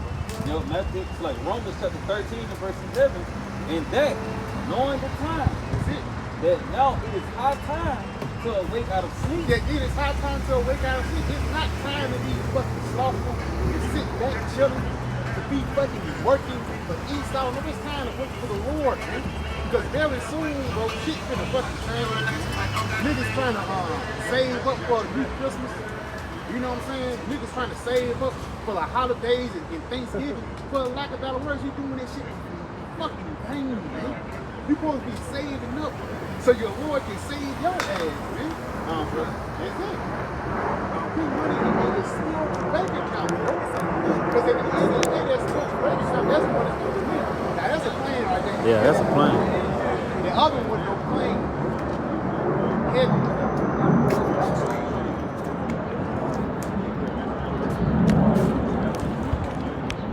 Romans 13, verse 11, it says, and that knowing the time, that now it is high time to awake out of sleep. You know how dangerous these times are, you got it. It says, for now is our salvation nearer than when we believe. But now our salvation is nearer than when we believe. Our salvation is coming very soon. How do we know that? Look at the thing that's going on there in Israel. Look at the talks of the CBDC and look at the talks of the economic collapse. All these things are the beginning of the times of Yahweh Shah. That's a bird, man. That's a hawk, and that motherfucker just staying in one place, man. That's the spirit, that's challenge, man. And like the elder always said, we prepare for miracles, man. Miracles are going to ramp up more and more as we get closer into the times of Yahweh Shah, man. You know? Got some? Get St. Luke 21 and start at verse 25. Yeah, come on. You already know. That's the spirit, huh? Yep, it's Luke 21 and 25.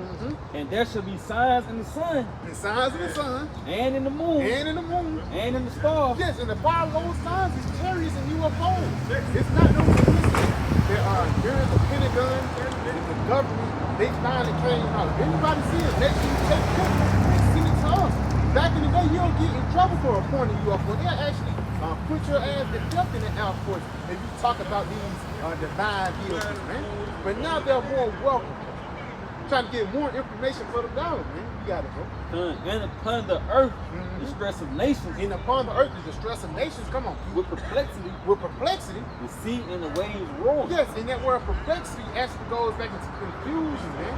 Niggas are going to be confused of what times that we are really in. Because guys are going to still think we're in the times of mirth and rejoicing. Not knowing that we're in the times of Yahweh Shah judge this fucking place, man. They're going to need resources too. That's it, bro. One definition is being lost with oneself. That's it. So they don't lose their mind. New spirit. Nigga gonna bug out. You got to stop. They're going to the next verse. Come. Said men's hearts filling up with fear. Man's heart fell with fear, man. Again, niggas sobbing and crying. It's gonna start off simple. Niggas just sobbing and crying because he can't get on Facebook no more. They're gonna get to a point where niggas gonna be sobbing and crying because now you gotta eat your baby to survive. The Lord is gonna get ready to do something upon the planet Earth that haven't been done in a long time. Man. Cannibalism is gonna come back. You know, the famine is gonna come back better than ever. And I can't wait till how much I was trying to bring out these wild beasts created for vengeance, man. What is called a chupacabra. I'm gonna take a nigga out. You know, you got something? The state of the 6:24. It says, at that time your friends fight one against another like enemies. And the earth shall stand in fear with those that dwell therein. Yeah, it says friends shall fight together like enemies. That's even allies, man. If I'm not mistaken, Turkey, which is an ally of NATO, they signed with Hamas. You know? That's the big level of friends fighting against each other. Even friends, they don't end up fighting against each other. You know? It says, at that time shall friends fight one against another like enemies, and the earth shall stand in fear with those that dwell therein. And the springs of the fountain shall stand still, and in 3 hours they shall not run. Yeah, so pretty much the Lord gonna take away his word, and guess what? Judgment will go out. You know? So now's the time to get his word. Like the Lord, he's gonna take away the resources and the things that you depend on. All your fleshly desires will be taken away. You niggas that like to smoke cigarettes and things, and you know, do all these different abominations that you accumulate your lust. The Lord gonna strip all of it away. Guess what? You're gonna go psychotic. You're gonna become psychotic. Guess what? You're gonna lash out. That's what you're gonna fight with your own place. Right? The main cause of that is gonna be the food. Yeah. The lack of food, the lack of bread, as the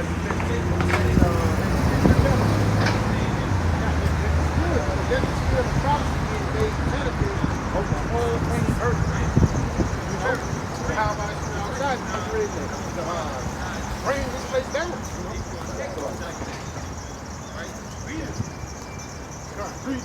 Read that what you got. Luke 21 and 26. Yeah. Men's hearts filling up with fear, and for looking after those things which are to be on the earth, the power of heaven shall be shaken. And this is the beginning of the downfall of Esau kingdom. Because the power of the heavens is basically the power of the guy that's currently in power, man. The guy that's currently on top. And Yahweh outside is going to bring Esau from that high mountain. Mount Sinai is not going to rule forever. Mount Sinai is going to be taken out, man. Continue on with it. I'm going to say indeed. Because the spirit is basically his heart doesn't hear all this shit happening. But what is the result of it? The result of it is what? Right? They shall see the Son of Man coming in the clouds with power and great glory. Yes, because it's all is the build up into the return of Yahweh Shai, man. All these things coming upon the planet Earth is actually the beginning, you know, of the kingdom of righteousness, man. You know, you got it, bro.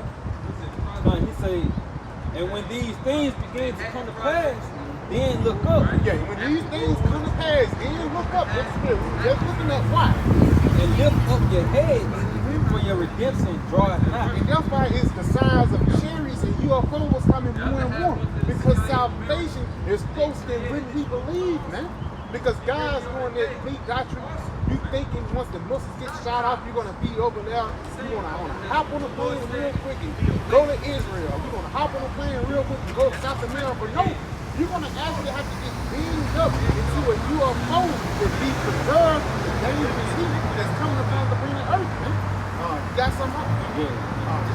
Prophet Shah, give me Isaiah 26:2. You ain't go back. I know you ain't go back to there. Because again, you cannot escape the dangerous time that Yahweh Isaiah 26:20. He said, come my people. Come my people. Show me that the Lord, he's not talking to everybody. Just like when your mama leaves, you say, my people, let's go. Your son will go with you. The only one that go with you is the ones that's in that house. You got it? And to doubt, and to not change. And that changes all the UFOs and the vehicles of our salvation. And that's the reason why we keep seeing them pop up more and more. For a lot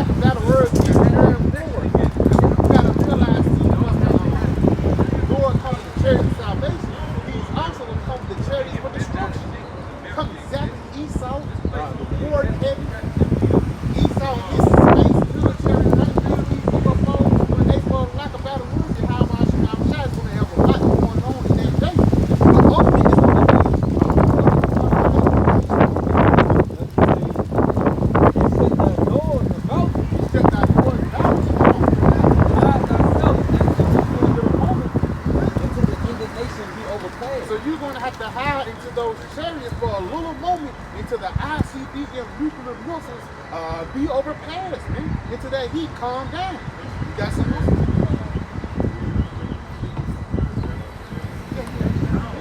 Verse 21, for behold, the Lord, Yahweh Shai coming out of his place. Yes, the Lord, he's not going to be that passive power that you thought he was once before. And the Lord, he's not going to hold his tongue on one that's touching your fucking feelings, man.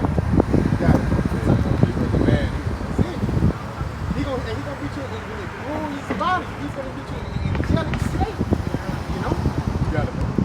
To punish the inhabitants of the earth for their iniquity, the earth also shall disclose her blood, Yes. and shall no more cover her slain. He's showing you that the Lord actually set this place up and set these things up to actually punish the so-called white men, the Edomites, man. Because Edomites are fucking through here, bro. You know, you're supposed to be a part of the royal nation, but your ass is still at the bottom. It's just going better than fucking Edomites, man. But there's a part of the curses getting affected on these niggas now, man. You know? Some on it. Real quick, that's enough. This is Revelation 15 and verse 1. And I saw another sign in heaven, great and marvelous, 7 angels having the 7 last plagues, for in them is filled up the wrath of the Most High. Yes, because we already know that 7th plague or that 7th trumpet is the ICBM nuclear missiles, man. You know that terrible destruction that's been ready to hit the land of America in various parts throughout the planet Earth. Because Israel is going to get hit, Russia going to get hit, China, and various other places, man. And that's how the Lord is going to be able to cleanse the victims that's been going on. You got to know. And I saw as it were a sea of glass mingled with fire. This is when I saw as it was a sea of glass mingled in fire. Now that sea of glass is just not talking about, you know, you just looking through glass. When they see a glass, is talking about the ozone layer, man. You know, so John was actually outside the ozone layer looking down upon the planet Earth. You got it? And them that had gotten the victory over the beast. And It says, and them that have got the victory over the beast, it says, and I saw as it were a sea of glass mingled with fire. And them that had gotten the victory over the beast, and over his image, and over his mark, and over the number of his name, stand on the sea of glass, having the hearts of the Most High. yes, it's only the elect is going to be able to be delivered the dangerous times that's going on. You know, because hey, in that sea of glass, once you look down, you're going to see Babylon on fire, Russia and China. You're going to actually see people, you know, the Lord give you those new bodies, you're going to have super sight, you just zoom in on niggas. The same nigga that's off and change the names of Yahweh Shai is the same nigga that the Lord is going to set on fire. You know, that the Lord is not going to let enter into those chains. Is it on that? Yep, this is Revelation 11 and verse 12. He said, and they heard a voice from heaven saying unto them, come up hither. And they ascended up unto heaven in a cloud. Yo, read it again. 11 and 12, Revelation 11 and 12. And they heard a great voice from heaven saying unto them, come up hither. And they ascended up to heaven in a cloud, and their enemies beheld them. Yes, it's ultimately, Bible Shah, the 5th chapter, you know, in the spirit. Because at the end of the day, Yahweh Shai is going to glorify his elect. And it's going to be glorified in front of everybody. The people that scoff, the people that talk shit, the people who didn't take this word seriously, those are going to be the same people that's going to behold you coming up into the change of Yahweh Shai. They're going to behold you in your reward, man. The same people that will scoff your family members, and even report to you in Psalm 5 and says, how is he amongst the chosen? Because these people thought we were just a whole bunch of niggas that was just mad at so-called white people. Not knowing that this truth is actually meant for the salvation. You got it, man. Solomon 5 and verse 1. Then shall the righteous man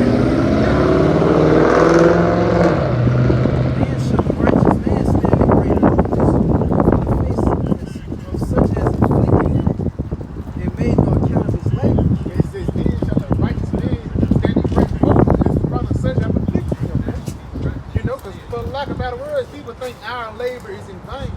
They think we're just out here being a whole bunch of crazy guys with dresses on and dollars in our hands. not knowing that it's a reward behind doing this. It's a reward behind being a fool for your house shall see. You got it, bro. Like say, the Lord said, no, we should stand up for me against the evil doers. That's not even your thing, man. When they see it, they should be troubled with terrible fear. Yeah, they see what? The salvation, man. Because that's something niggas never seen before, man. You up close and personal. You know, a lot of things believe in it. But the Lord's going to show you up close and personal very soon. And shall be amazed at the strangeness of his salvation. Yes, because his salvation is going to outweigh any other. You know how you watch these different action moves and nigga, he come and shoot in and stuff like that, save a woman, a guy that's Superman, Spider-Man, Mary Jane, she on the train, the Green Goblin got all wrapped up, he coming and save her. Hey, this is going to be the most great salvation you can ever think of, man. The Lord coming and delivering us from ICBM nuclear missiles, man. You know, you got it. So far beyond all that they look for. If they repenting and groaning, with anguish of spirit shall say within themselves, this was he, whom we had sometimes in the vision, and a proverb of reproach. We fools, accounted his life bad. Except we thought this guy was burning out. We just thought he was just sleeping bitter, man. Not knowing the serious power of the high bar, you know, the Lord set that man look to actually to bring forth his word, come with this truth, and actually deliver him from these dangerous times. And his end to be without honor. How is he numbered amongst the children of the Most High? And his lot among the saints. How is his lot among the saints? Or how did he get saved from these dangerous times? You know? I mean, this nigga, he was a chosen.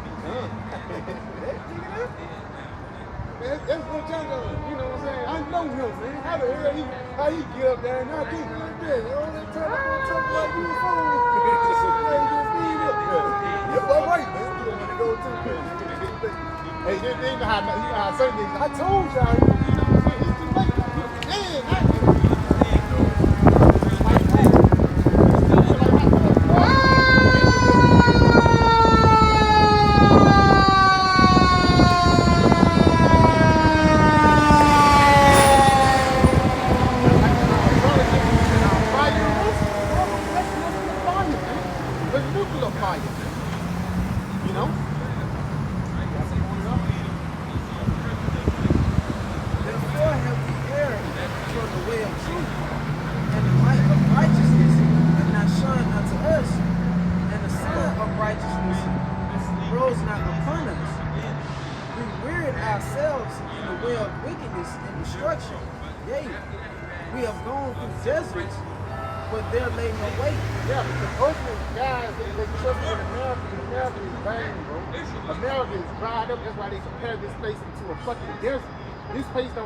satisfy your soul. It don't satisfy your spirit. The only thing this place do is satisfy your flesh, man.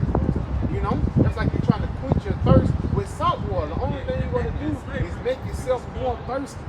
So that's what you do. You try to put yourself in these American dreams, live this American lifestyle. The only thing you're doing is making yourself more thirsty, more hungry, and want more.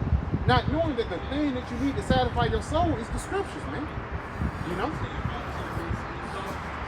Hold on real quick. Revelation chapter 11 and verse 13. Matter of fact, that one is it. Revelation 11 and verse 12. And they heard a great voice from heaven saying unto them, come up hither. And they ascended up to heaven in a cloud, and their enemies beheld them. And the same hour. So while somebody got hooked up, dinged up, in the same hour, something else is going to happen, man. You got it, bro.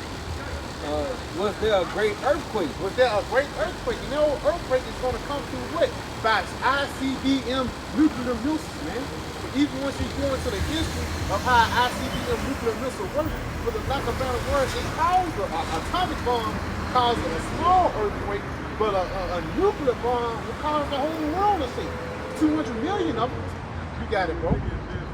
In the 10th part of the city fell. In the 10th part of the city fell. And the 10th part of the city is the representation of America, man.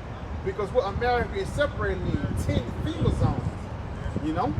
You got it, bro. And then the earthquake was slain of men 7,000, A complete number of men. and the remnant were afraid and gave glory unto the Most High Yahweh, power of him. Yes, because the remnant was happy that the Lord delivered them from that dangerous time. Prophet Kushai, get Revelation the 7th chapter. Start at the first verse. Get Revelation 18 and like close. Revelation 18 and verse 4. And I heard another voice from heaven saying, come out of her, my people, that ye be not partakers of her sins. So the Lord is calling his people to be called out so they won't be partakers of the plagues that's coming upon the planet Earth. You know, the plagues of ICB and nuclear heat. And again, people think that the missiles is just made for GP. Hey, the missiles are actually made to be put in fucking use, man. You know? You got it. It says, and that ye receive not of her plagues, for her sins have reached unto heaven, and the Most High hath remembered her iniquity. So the Lord have remembered all the bullshit that these devils done for Hiroshima and Nagasaki, from raging war on the Gadites and the Reubenites, even all back into 70 AD when this devil did them to us. Hey, even from Cain and Abel. The Lord's been getting ready to pay this guy for all the shit that he did. And you side with this guy, you're going to get the same fucking punishment, man. But the elect is going to be delivered out of it. The Lord have always left the remnant to always return back into it. What the scripture say in the book of Sirach, as birds return to their light, so shall truth return to them that practice in them. So the Lord have always had the same elect around throughout all generations, throughout all ages. And throughout all those ages, the elect will return into their power, man. You know? You got something? Come, you got to get Revelation. Yep, Revelation 7 and verse 1. And after these things, I saw 4 angels standing on the 4 corners of the earth, Yeah. holding the 4 winds of the earth, that the wind should not blow on the earth, nor on the sea, nor on any tree. And I saw Right there. And that angel, actually, those 4 angels that's holding back the winds is the angels that's holding back that ICBM, that nuclear heat, man, the destruction. Because ultimately everything has to be done decently and in order, even the prophecy. You know?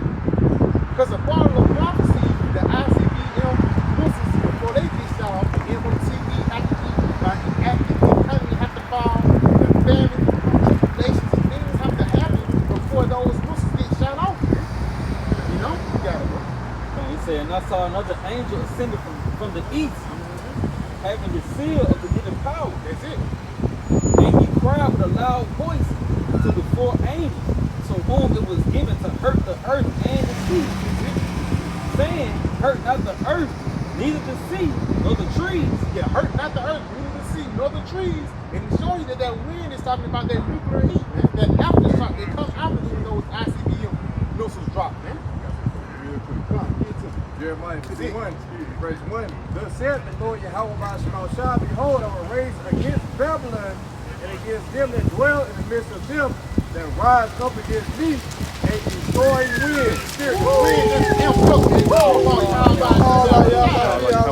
They just fucking bring the spring wind in this wicked ass place, man. And we can't wait through the spirit of how shine, man. You feel me? It was dramatic, though. It was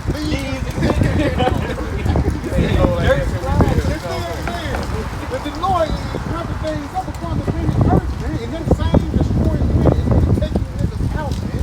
Like the brother just mentioned, against all those that join in the midst of them too. So guys just join together with Babylon. These niggas that even claim to be Israelites that want to stay here in this society, man. You know? You don't want to kill you, this too. You got it, huh? A destroying wind, though. That's why the wind is over. Holding back the wind to that point. The Lord is trying to everything cover. The wind ain't blow like that all day. good. You know what I'm saying? God made it all, he got it all in until I poured out his myself. And that's the spirit of fire, how about you?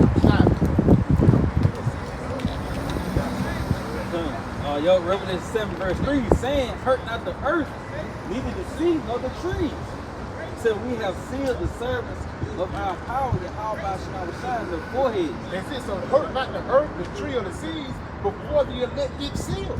Because the Lord is ultimately doing all these things to destroy Esau and to save the elect. Just like in the time of Lot with Sodom and Gomorrah.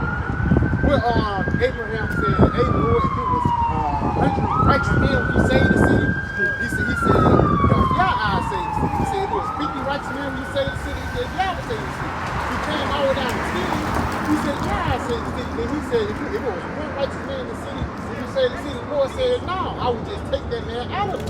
You know, so instead of the Lord sparing the miracle for all the wickedness they have done, I know he's going to destroy this place and just take out the remnant. You know? Y'all sit on it?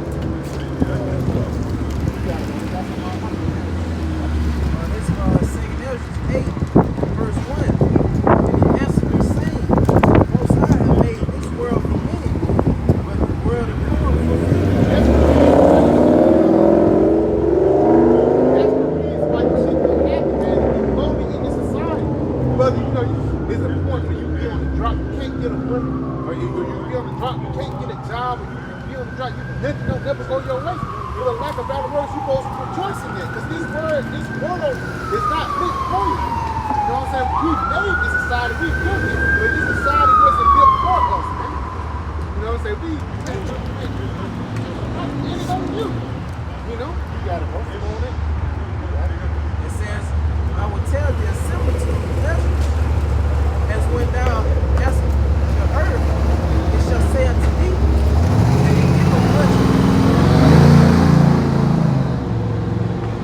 that it giveth much gold, whereof earthly vessels are made, but little dust that gold cometh of, even so is the course of this present world. And it's weird because it's a lot of dirt out here, but it's only a few sprinkles of gold out here, man. You dig in the ground, and most of the things you see dirt, you have to go to specific lands, specific waters to receive dirt, man. Show me that the elect is scattered throughout the whole planet Earth. And that's why even it says in the book of Ecclesiastes, out of 1,000 men, I found one. You know, now 1,000 women, I found none. Show me that the women, they're going to be a part of 1/3. They're not going to be a part of 144,000, man. You know? That's it. I can get some on it. Okay. It says there be many created, but few shall be saved. It's many created, but few shall be saved. And that's the point of salvation. Because if everybody can be saved, that means nobody was in danger. You know, if everybody can be saved, that means everything was all cool, calm, and collected. That's why when you go into Papa Kashai, you get it the word of Peter, it says, the elect shall scarcely be saved. You know, get that from me, Papa Kashai. You got it? Come. But again, just the brother just mentioned, it's only going to be a few people that's going to be delivered from the dangerous time. Get that in the book of 2 Ezra, the 9th chapter. As it's waiting to a drop, you know? Like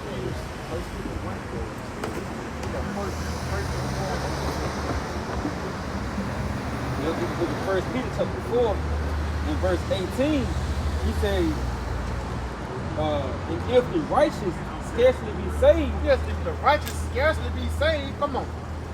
Where shall the ungodly and the sinner appear? Yes, but ultimately they're going to be in destruction, but it's showing you that our salvation is going to be by the skin of your teeth, man. Again, that shit that's going on in Russia and Ukraine and all these wars, even people sleeping on that immigrant thing that's coming down, man. Biden finally kind of stepped up inside this legislation to pick different things, and that's not knowing that Yahweh Shemashah have already got the ball rolling. Just wait until the EU troops be activated. These sleeper cells start whole total guns. You go to your local big and weekly, in order to enter, you must have a certain device. And you can't just go in there and steal something because it's a guy with an M16 in the front door, man. Time's gonna change drastically, man. It's gonna be the time Jacob trouble, which is actually gonna lead into a time of fucking desperation. You know? Surprised, it's a great accusation stuff. You see a whole fucking football center blow up. They lump us into that category, man. You know? All of a sudden, martial law declared, you made a target. Hey, that's how it's going down, man. Hey, they did the Hamas. That was a fucking false flag, man. So how much more us today, man? You know, Papa Rashad, you got something? Yeah. 2 Peter 3 and 1.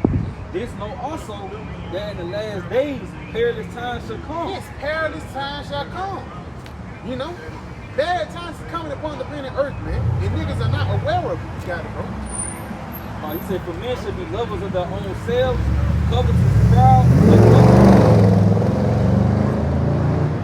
He said, for men should be lovers of their own selves, covetous, boasters, proud, blasphemers, disobedient to parents. Disobedient to parents. You know? Niggas hate the order. You feel me? You got it. Unthankful, Unholy. Unholy, because ultimately these guys don't know about the gratitude you're supposed to have towards this truth, man. It's unholy because instead of you treat this truth as a sacred thing, niggas just use it in which way, man. Niggas telling Ed, you telling, look, John, blunt smoking nigga, you telling him about the truth, man. Knowing he is gonna reject it and make fun of it. You know? You gotta be wise in this. Now you want to choke this nigga out. You just met this bride. Y'all just been talking for 2 weeks, man. You telling you know you're an Israelite. You gave this bitch a Hebrew name and everything. Not doing 2 weeks later, bro. Y'all gonna be woken up. That's why scripture the Lord gave us wisdom. And wisdom is meant to be applied. We don't read these precepts just to seem deep. No, we read these precepts to save our souls, man. Because those same people you told about the truth is going to be the same people that can wrap around and just point you out. That's why even when Peter, when you go to Peter, when the time when Yahushua died, a lady pointed him out. Hey, you was the one that was, you know what I'm saying? You talk just like them. It's going to be your bride you had a little fling with. She going to point you out. Hey, you did tell me I was Yahshua. My Hebrew name was Sarah.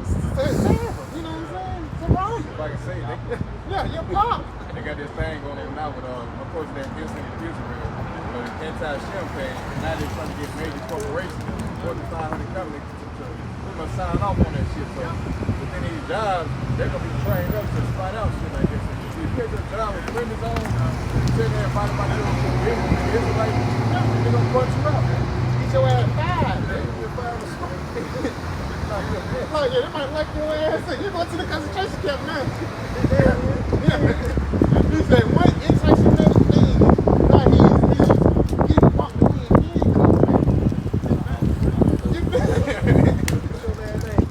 Israel. You know what I'm saying? It's the police officer here in the county and shit. The cuffs already ready. They got 2 motherfuckers that just get you to anything, man. You know? You got it locked. Bubba Bishop, give me St. John 77, man. Because people hate the word that we're coming with. That's why it's going to get to a point we're going to get persecuted. Because we know what's going on upon the planet Earth. We know Israel, which happened over there in Hamas. We know that's biblical prophecy. But how these people are going to flip it like it's an anti-Semitic thing, bad things are happening, not knowing there's biblical prophecy happening upon the planet Earth, man. You know, those are the fake Jews over there. You got it, man. John 7 and verse 7. The world cannot hate you, but me it hated. Yes, and that's why they try to push forth that anti-Semitic thing, not knowing that we are sheep.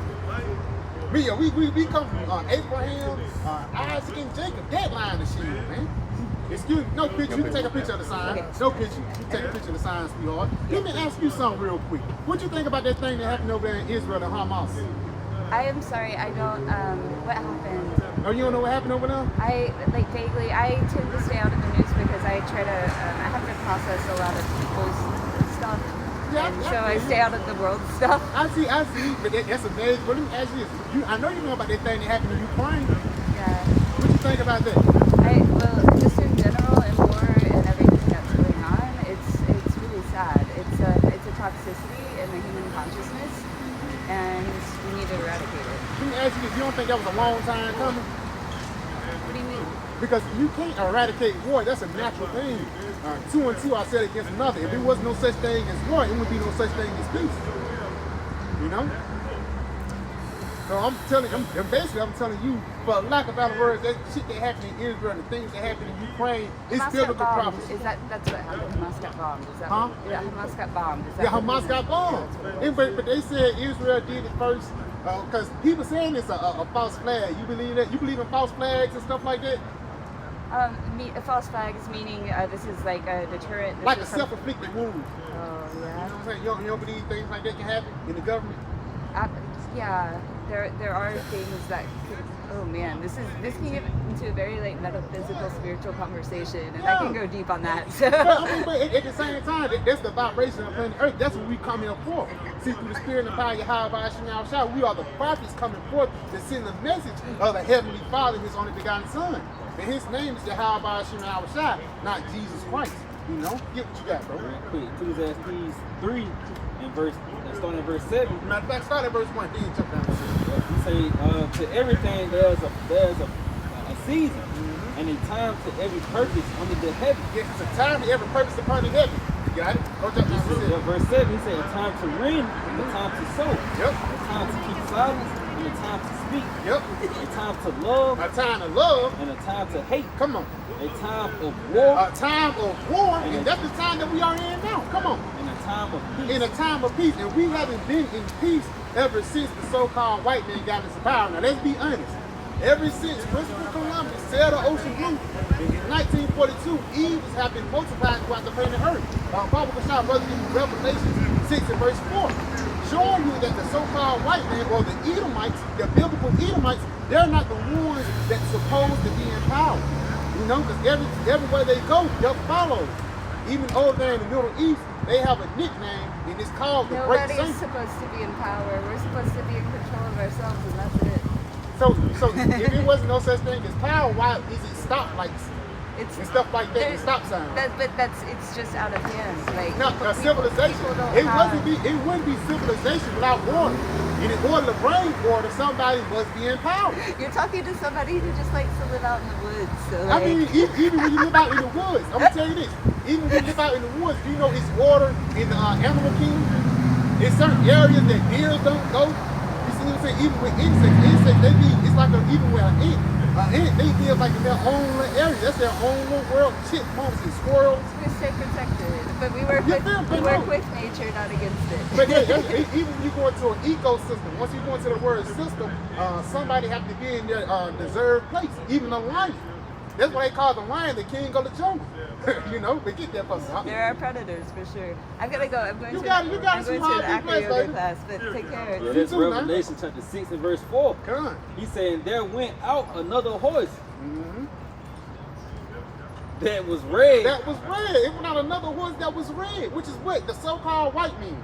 And yeah, we know that horse at first was talking about the Roman Empire. You know, it's like, we know that Edomites, when they first got into power, really got into power, was the Greek and Roman Empire. And how did they achieve that? That big mass of land they had in the Roman Empire, they didn't achieve it through covenants and diplomatically working things out. They achieved it through war. You got it, bro. He saying power was given to him that set their arm to take peace from the earth. Yes, it said the power was given to him that set their arm to take peace from the planet Earth, man.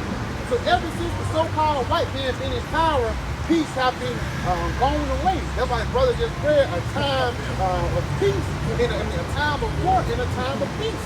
And what? Definitely not in a time of peace, man. You know, niggas get shot every day, niggas getting robbed, but who they get the weapons from? Who they get the idea from, man? Esau Edom. Let's say people say, yeah, NBA Youngboy. Well, who is who owns Universal Records? The so-called white man that implicates their case. You know? Y'all got something? Come on.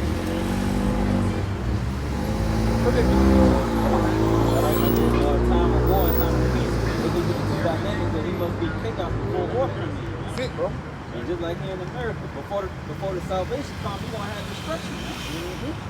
It's a good point, bro. Yeah, That's pretty much the source to the madness. All right, Proverbs 29 and 16. When the wicked are multiplied, it says transgression increases. See? So when the wicked Esau are multiplied, transgressions increase.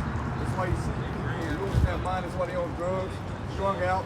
You know, as you go on Proverbs 29 and 2. That's it. Yeah. You know, the rights and authority people drugs, but when the wicked bear rule, people more. This Proverbs 29 and verse 2. When the righteous are in authority, the people rejoice. But when the wicked bear rule, the people want. Yeah, so like we were going to earlier, like there's always somebody open. There's always a government set up, man, to rule the people up on them. All right. So when you see it's been ideology pushed down, what's caused much confusion and much rebellion against the Most High. But this is what you get. You get decadence. You get rebellion. You get baggage. Baggage. Yeah, that's a good word. Baggage. You get all this, murder, killing. Chaos, man. Pretty much. It's a lot. And how these Edomites look at you and them, but again, they live out in the woods. But when she was talking about, like, everybody just live free and live reign, if everything go like that, then there wouldn't be no order. Nobody would be cooking. Nobody, it wouldn't be stop signs. People would just be wrecking into cars and shit like that, man. Even if you're going out into the ecosystem of the dynamic of a bee, a butterfly, and a damn flower. You know? Through the spirit power, how about outside, those things have to work together.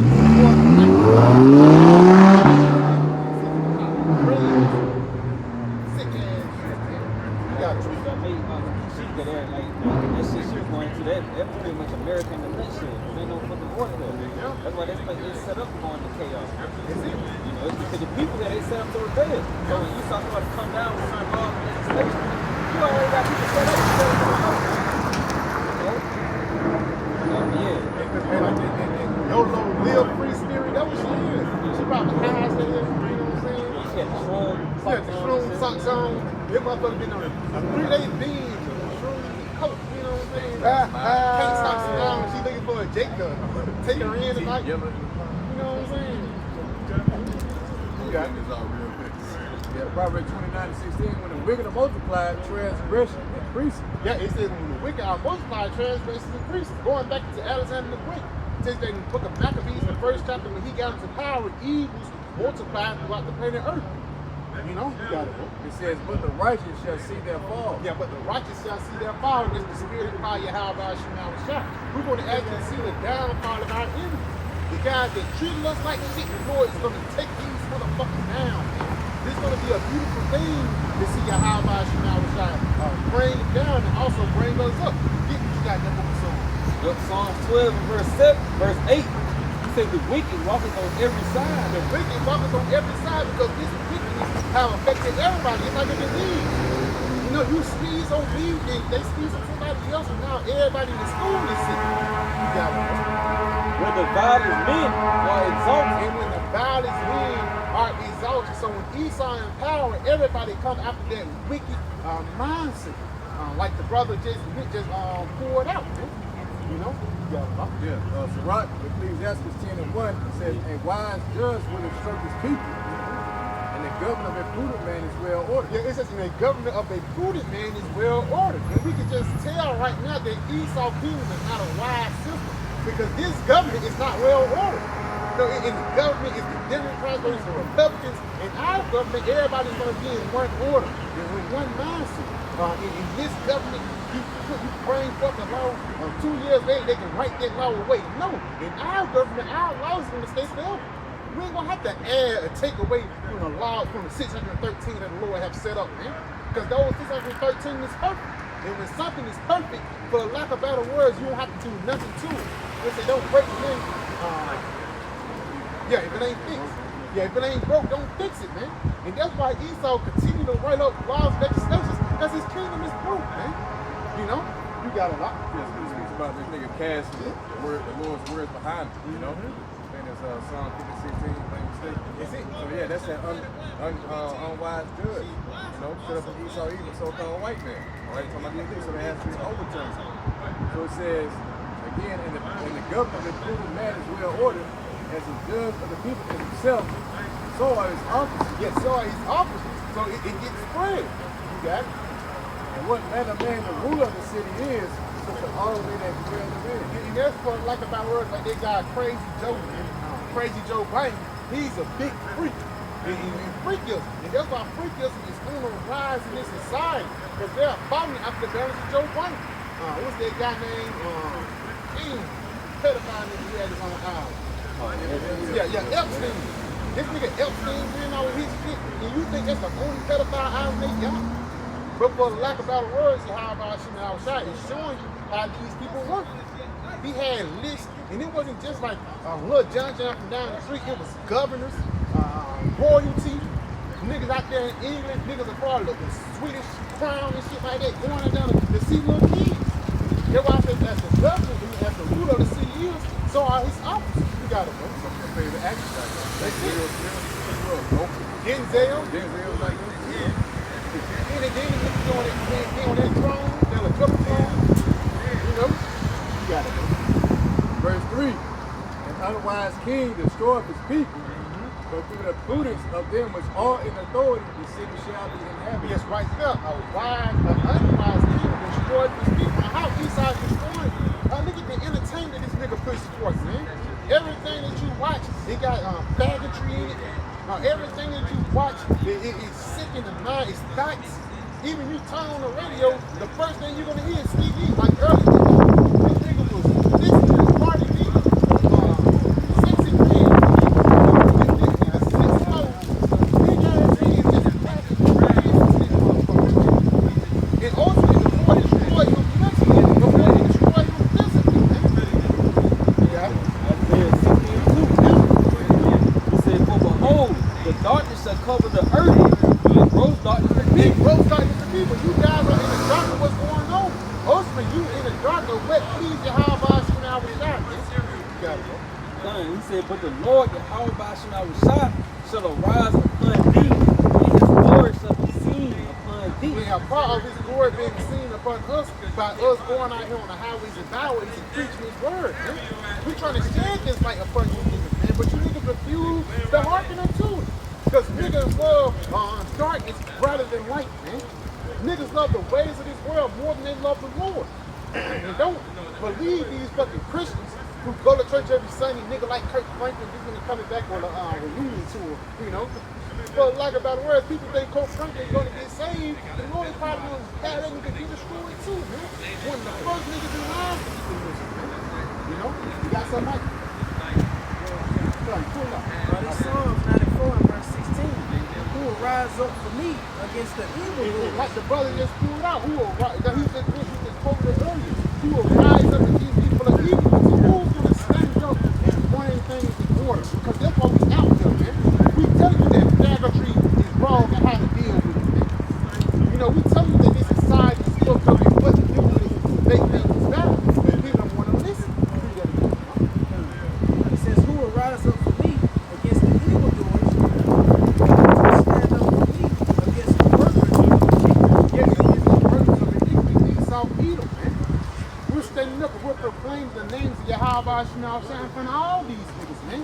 Whether you believe or whether you don't, man. Whether you with us or whether you without us, we're still going to come and defeat this gospel, man. And tell you that America's going to be taken down and Israel is going to be brought up, man. You know? You're not gonna find nobody like Mario Stoudemire or Yeah. Floyd Mayweather. Nick stand up. Cannon. Yeah, nigga like Nick Cannon. You know, Ice Cube. Stand up for righteousness, man. They're not gonna stand in the face of their fucking oppressor. Yeah, They had to eat something. Kendrick Lamar. That's another nigga. Fuck See? nigga, man. As soon as the pressure come on, niggas fold. Now they don't believe in the Lord no more. Even Carmelo Anthony, he said something about girls like one time. I'm ready to talk. I'm ready to talk it. Muffin had a bandana. He looked like an Israelite. He had that bandana on and shit like that. Man, as soon as he got off, they pulled his ass to the side. But he better not ever do that shit again, boy. That's why LeBron called his ass person. They said LeBron to talk to that nigga, man. Better not never do that shit again, man. You know? But that's how everywhere it is. They got a muzzle on these niggas' mouths. You know, we care about the people. We care about Israel, my people. Kendrick Lamar, he got some nice shit. I like some of his music. But freedom my people, stuff like that. As soon as it comes to you actually doing it, you're not doing it, man. Because you too up in the world. And this fuck nigga, he had his latest album, he had the crown of thorns made out of jewelry. He leaned down his face and he was basically supporting trans rights, man. You got to do all That that. nigga Floyd Mayweather. So that nigga just came out and said, goddamn, the Jew was black. He was talking all that shit on the podcast just to send all this shit to Israel, man. Nigga sending planes with bullets in it and shit, armory and food. But here it is, those people right here in America fucked up, man. And you don't do shit for them. Yeah. Showing you that they're not the true rulers of Israel, man. Because if you was a true example, you'd be like, fuck these niggas, man. You know? got it, though. Yeah, this Isaiah 5 verse 20. He say, "Woe to them that call evil good and good evil, that put darkness for light and light for darkness, that put bitter for sweet and sweet for bitter." Yes, because ultimately everything in this society is turned upside down. Now, if you were, back in the day, even during the 50s, you was a man or whatever, you'll get a promotion on the job. You'll be well respected. You'll get a certain level of reverence, but it's going out the door. You gotta be a faggot to get reverence now, man. You gotta be commit unsavory act to have respect in this society now, man. You know? This nigga a big faggot. He had a boy said, I can't even mention it, but he said he was bi because he wanted the girl. He said he's bi because his girl is one of the guys or whatever. I'm like, this nigga sick, man. And the body even makes sick. And that's why I just pray to the Lord just kill niggas like that. Because now it's a little boy that listens to that song and now he's bi now, man. Because Drake say he's bisexual, now a little boy bisexual. It's showing you that wickedness spread throughout the whole planet Earth.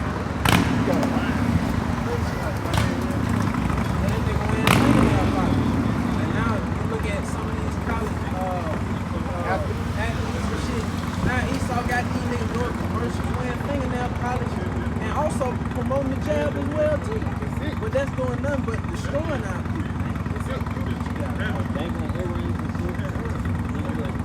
He's trying to look good. He's just say fucking. Purple and pink hair, and even I seen one video of an old football team. This was sexy red. As soon as the motherfucker come on, nigga just started twerking. Back in my day, I ain't an old brother, dude. Back in my day, you know what I'm saying?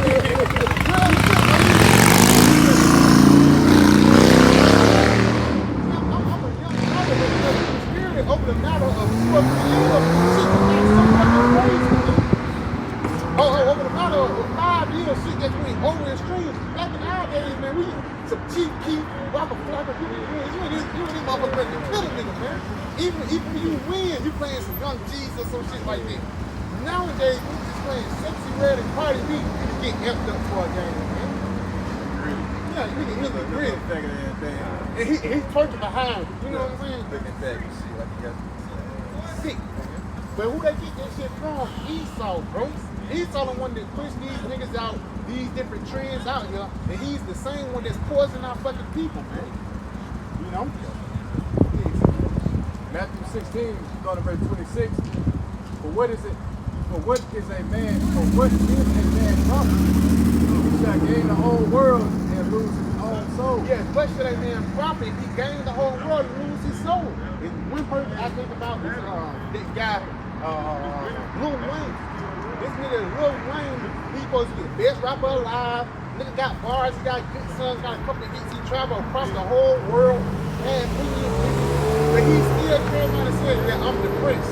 Nigga spoke prince every day. You supposed to be living it up in this society, but you sold your soul for riches, man. Guys like Jay-Z, LeBron James, these guys are not really satisfied at the level they are right now, man. Yeah. You gotta go. It says, what shall a man give in exchange for his soul? Yeah, nigga give me some backside, but a couple dollars. You got it. Verse 27, for the Son of Man shall come in the glory of his Father with his angels, and then he shall reward him his man according to his works. Yeah, according to your works. So if your works been selling your backside to these elites, then your reward is going to be different, But at the same time, you're going back a lot of these niggas who live in this society and who look up into the people in this society, these people are fucking lost, man. Because niggas, there's certain guys out here that want to grow up to be NBA members, who want to grow up to be LeBron James. Why you don't want to grow up to be like King David and King Solomon, man? Somebody who actually had rulership, You got so much? It's all right. Ecclesiastes 11 and verse 25. In the day of prosperity, there is a forgiveness of affliction. And in the day of affliction, there is no remembrance of prosperity. Yes, because ultimately, niggas forget where they come from, man. As soon as you get on top, you forgot about everything, and now you just living your best life. And then like, well, not bad. I don't give a fuck about you, nigga. As soon as they get on top, bro, they don't care about the nation of Israel. They don't care about the people. The only thing they care about is this fucking bad, man. You know? That's how I'm doing, you know, because the time of affliction is coming. Everything you can work for, everything you can sacrifice, you can again, the backside or put a dress on. You know, when they with Deion Sanders or whatever, putting on fingernail polish. Yeah. You know? But guess what? In the time of affliction, all this shit that you have obtained, it ain't gonna matter that day, man. The only thing ain't gonna matter is mercy. You know? It's not gonna have no mercy. You're gonna get a full wrath of your whole body, no shot for you. We pray the Lord bring judgment down quickly. Swiftly, man. Especially on you fucking niggas, man. You know? You got it, right? For it is an easy thing unto the Lord in the day of death to reward a man according to his ways. Yes, because ultimately, in the days that the Lord call your woman, you have to call ready. You know? Yeah, you jump in how much you have to call you. The woman actually preserve the tree there one time. It says, for it is an easy thing unto the Lord in the day of death In the day of death, come on. to reward a man according to his work. According to his like works, his ways. his ways, or basically his ways too. So if your works have been righteous, the Lord can make you live another day. But if your works be wicked, the Lord, he can let's push back 2 years later so I can kill his son too. Yahweh Shem Shai is a power that must be feared, and that's what our people have forgotten about, man. Even niggas that's up there in the celebrity, what's now they on the left hand side, man. You know, they worshiping by all this shit instead of serving the Lord, man. You know, some more than all. Come on. The affliction of an hour maketh the man forget pleasure. Yeah, you going through here just for a little bit. You forgot about the pleasure. Come on. And in his end, his deeds shall be discovered. And in the end, you shall be discovered. Because soon as you go through hell and you for lack of better words, go through the trials and tribulations you go through, at the end of the day, it's gonna reveal who you are. You know, let's say if you would have went, pick her up and Cadillac and ride with her and shit like that, then okay, cool. She you might it's a question. She might be with you, but let's say if you pull up on this bitch with a bike, and she say, "No, you know, let's tell if you really with me or not." And especially like the brother just mentioned, we're coming into a trials and tribulation. We want to really see who's with the Lord and who's not with him, man. Because even when you go into the world tribulation, the temptation in the book of Revelation, the 3rd chapter, it says the trial of a man's fidelity, man. To see how faithful he is, man. You know? You got it. Matter of fact, you get Revelation 3:10. Because that's the times that we're while the mark of redemption, you want to have your high rise from outside on your side, you want to be taken. You know, you got it. Revelation 3:18, because thou hast kept the words and our patience, I also will keep thee from the hour of temptation. Yes, since you kept the word of his patience, the Lord should be the author of temptation. You get that word of temptation, I'm trying. Because again, the hour of temptation is not for, because people, there's a doctrine of these Christians saying the 7 years of tribulation, before everything happens, we're going to get out of here, then it's going to be a rapture, then our hell going to be closed. No, the elect, the remnant, they're going to actually be not apart, but they're going to be in the midst of the tribulation. They're going to get delivered out of it. Going back into that 1 Peter that we poured out, the elect shall scarcely be saved. You got it, bro. Yep, this word for temptation, Psalms G39:86. It says, an experiment, attempt, trial, proving. Prove it. So the Lord is proving who you are. Come on. He says, trial, proving, the trial made by. It's like the trial made of your body. It's like Your bodily condition, basically, because it might be a point that you're going through a famine or whatever, and Esau might come with you with a reward, not with a reward, but he might come with you with a proposition, and that proposition is going to be you taking the seed up, man. But you have to be faithful to not take it. Continue on.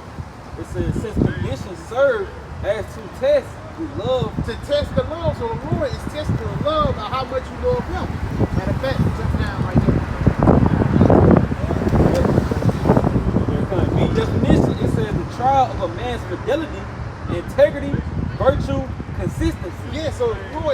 to your integrity, virtue, and consistency. That's why the Apostle ain't been preaching no during the video. Come on, bro. He says, an enticement to sin. An enticement to sin, because the time when these devils push forth this kind of device, and the times that we're coming into, the times of taking trouble, and there's not going to be no food or famine out here, because that thing that's happening over there in Israel, it's not going to die down. It's only going to get worse, man. And the best thing to do is to cleave upon the Lord so you won't get caught up in these times of tribulation.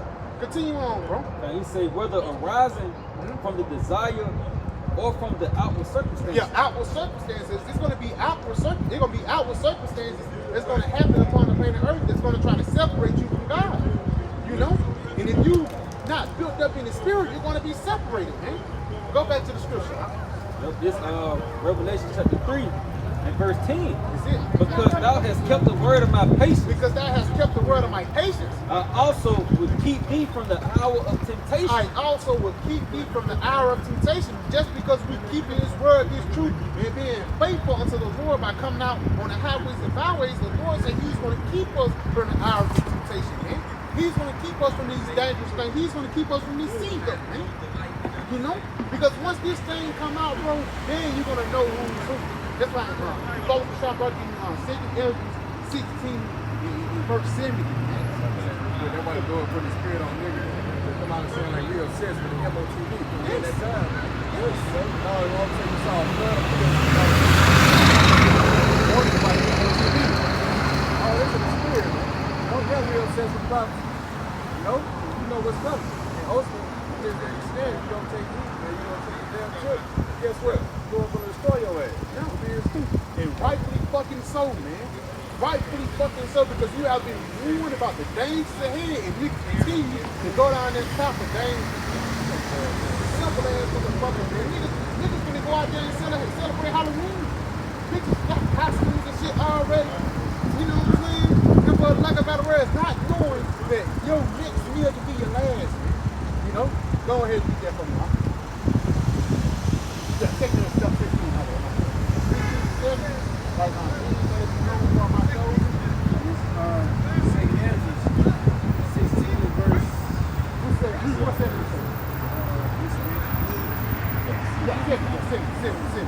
Yeah. Start it and go down. That's first. Yeah. St. Andrews 16 and verse 69. And they that consent unto them. Basically, when you consent unto them, it's once you consent unto this seeker. Take this kind of advice, basically, it's going to be your deliverance. Got it? Shall be hand in derision and in reproach. And in reproach, you got it? And trodden underfoot. Because ultimately, Isaiah the 30th chapter, your trust in the strength of evil is going to be your fear. Because you're going to be in confusion once you take that seed up and all of a sudden you just on this for 2 days and there's not no more money on it. You know, or you take that seed up and you probably get money, but all of a sudden a big ass buck come out of nowhere, leaking pus. You know, you gotta go. It says, for there shall be in every city. For there shall be in every place and in the next cities a great insurrection for those that fear Yahweh Shemel Shah. Because Esau is getting ready to come after the elect. Those that have the testimony of Yahweh Shah, man. He's just not going to come for just judging. No, he's going to come for the ones that have the spirit of prophecy. And that's why we obsessed with prophecy.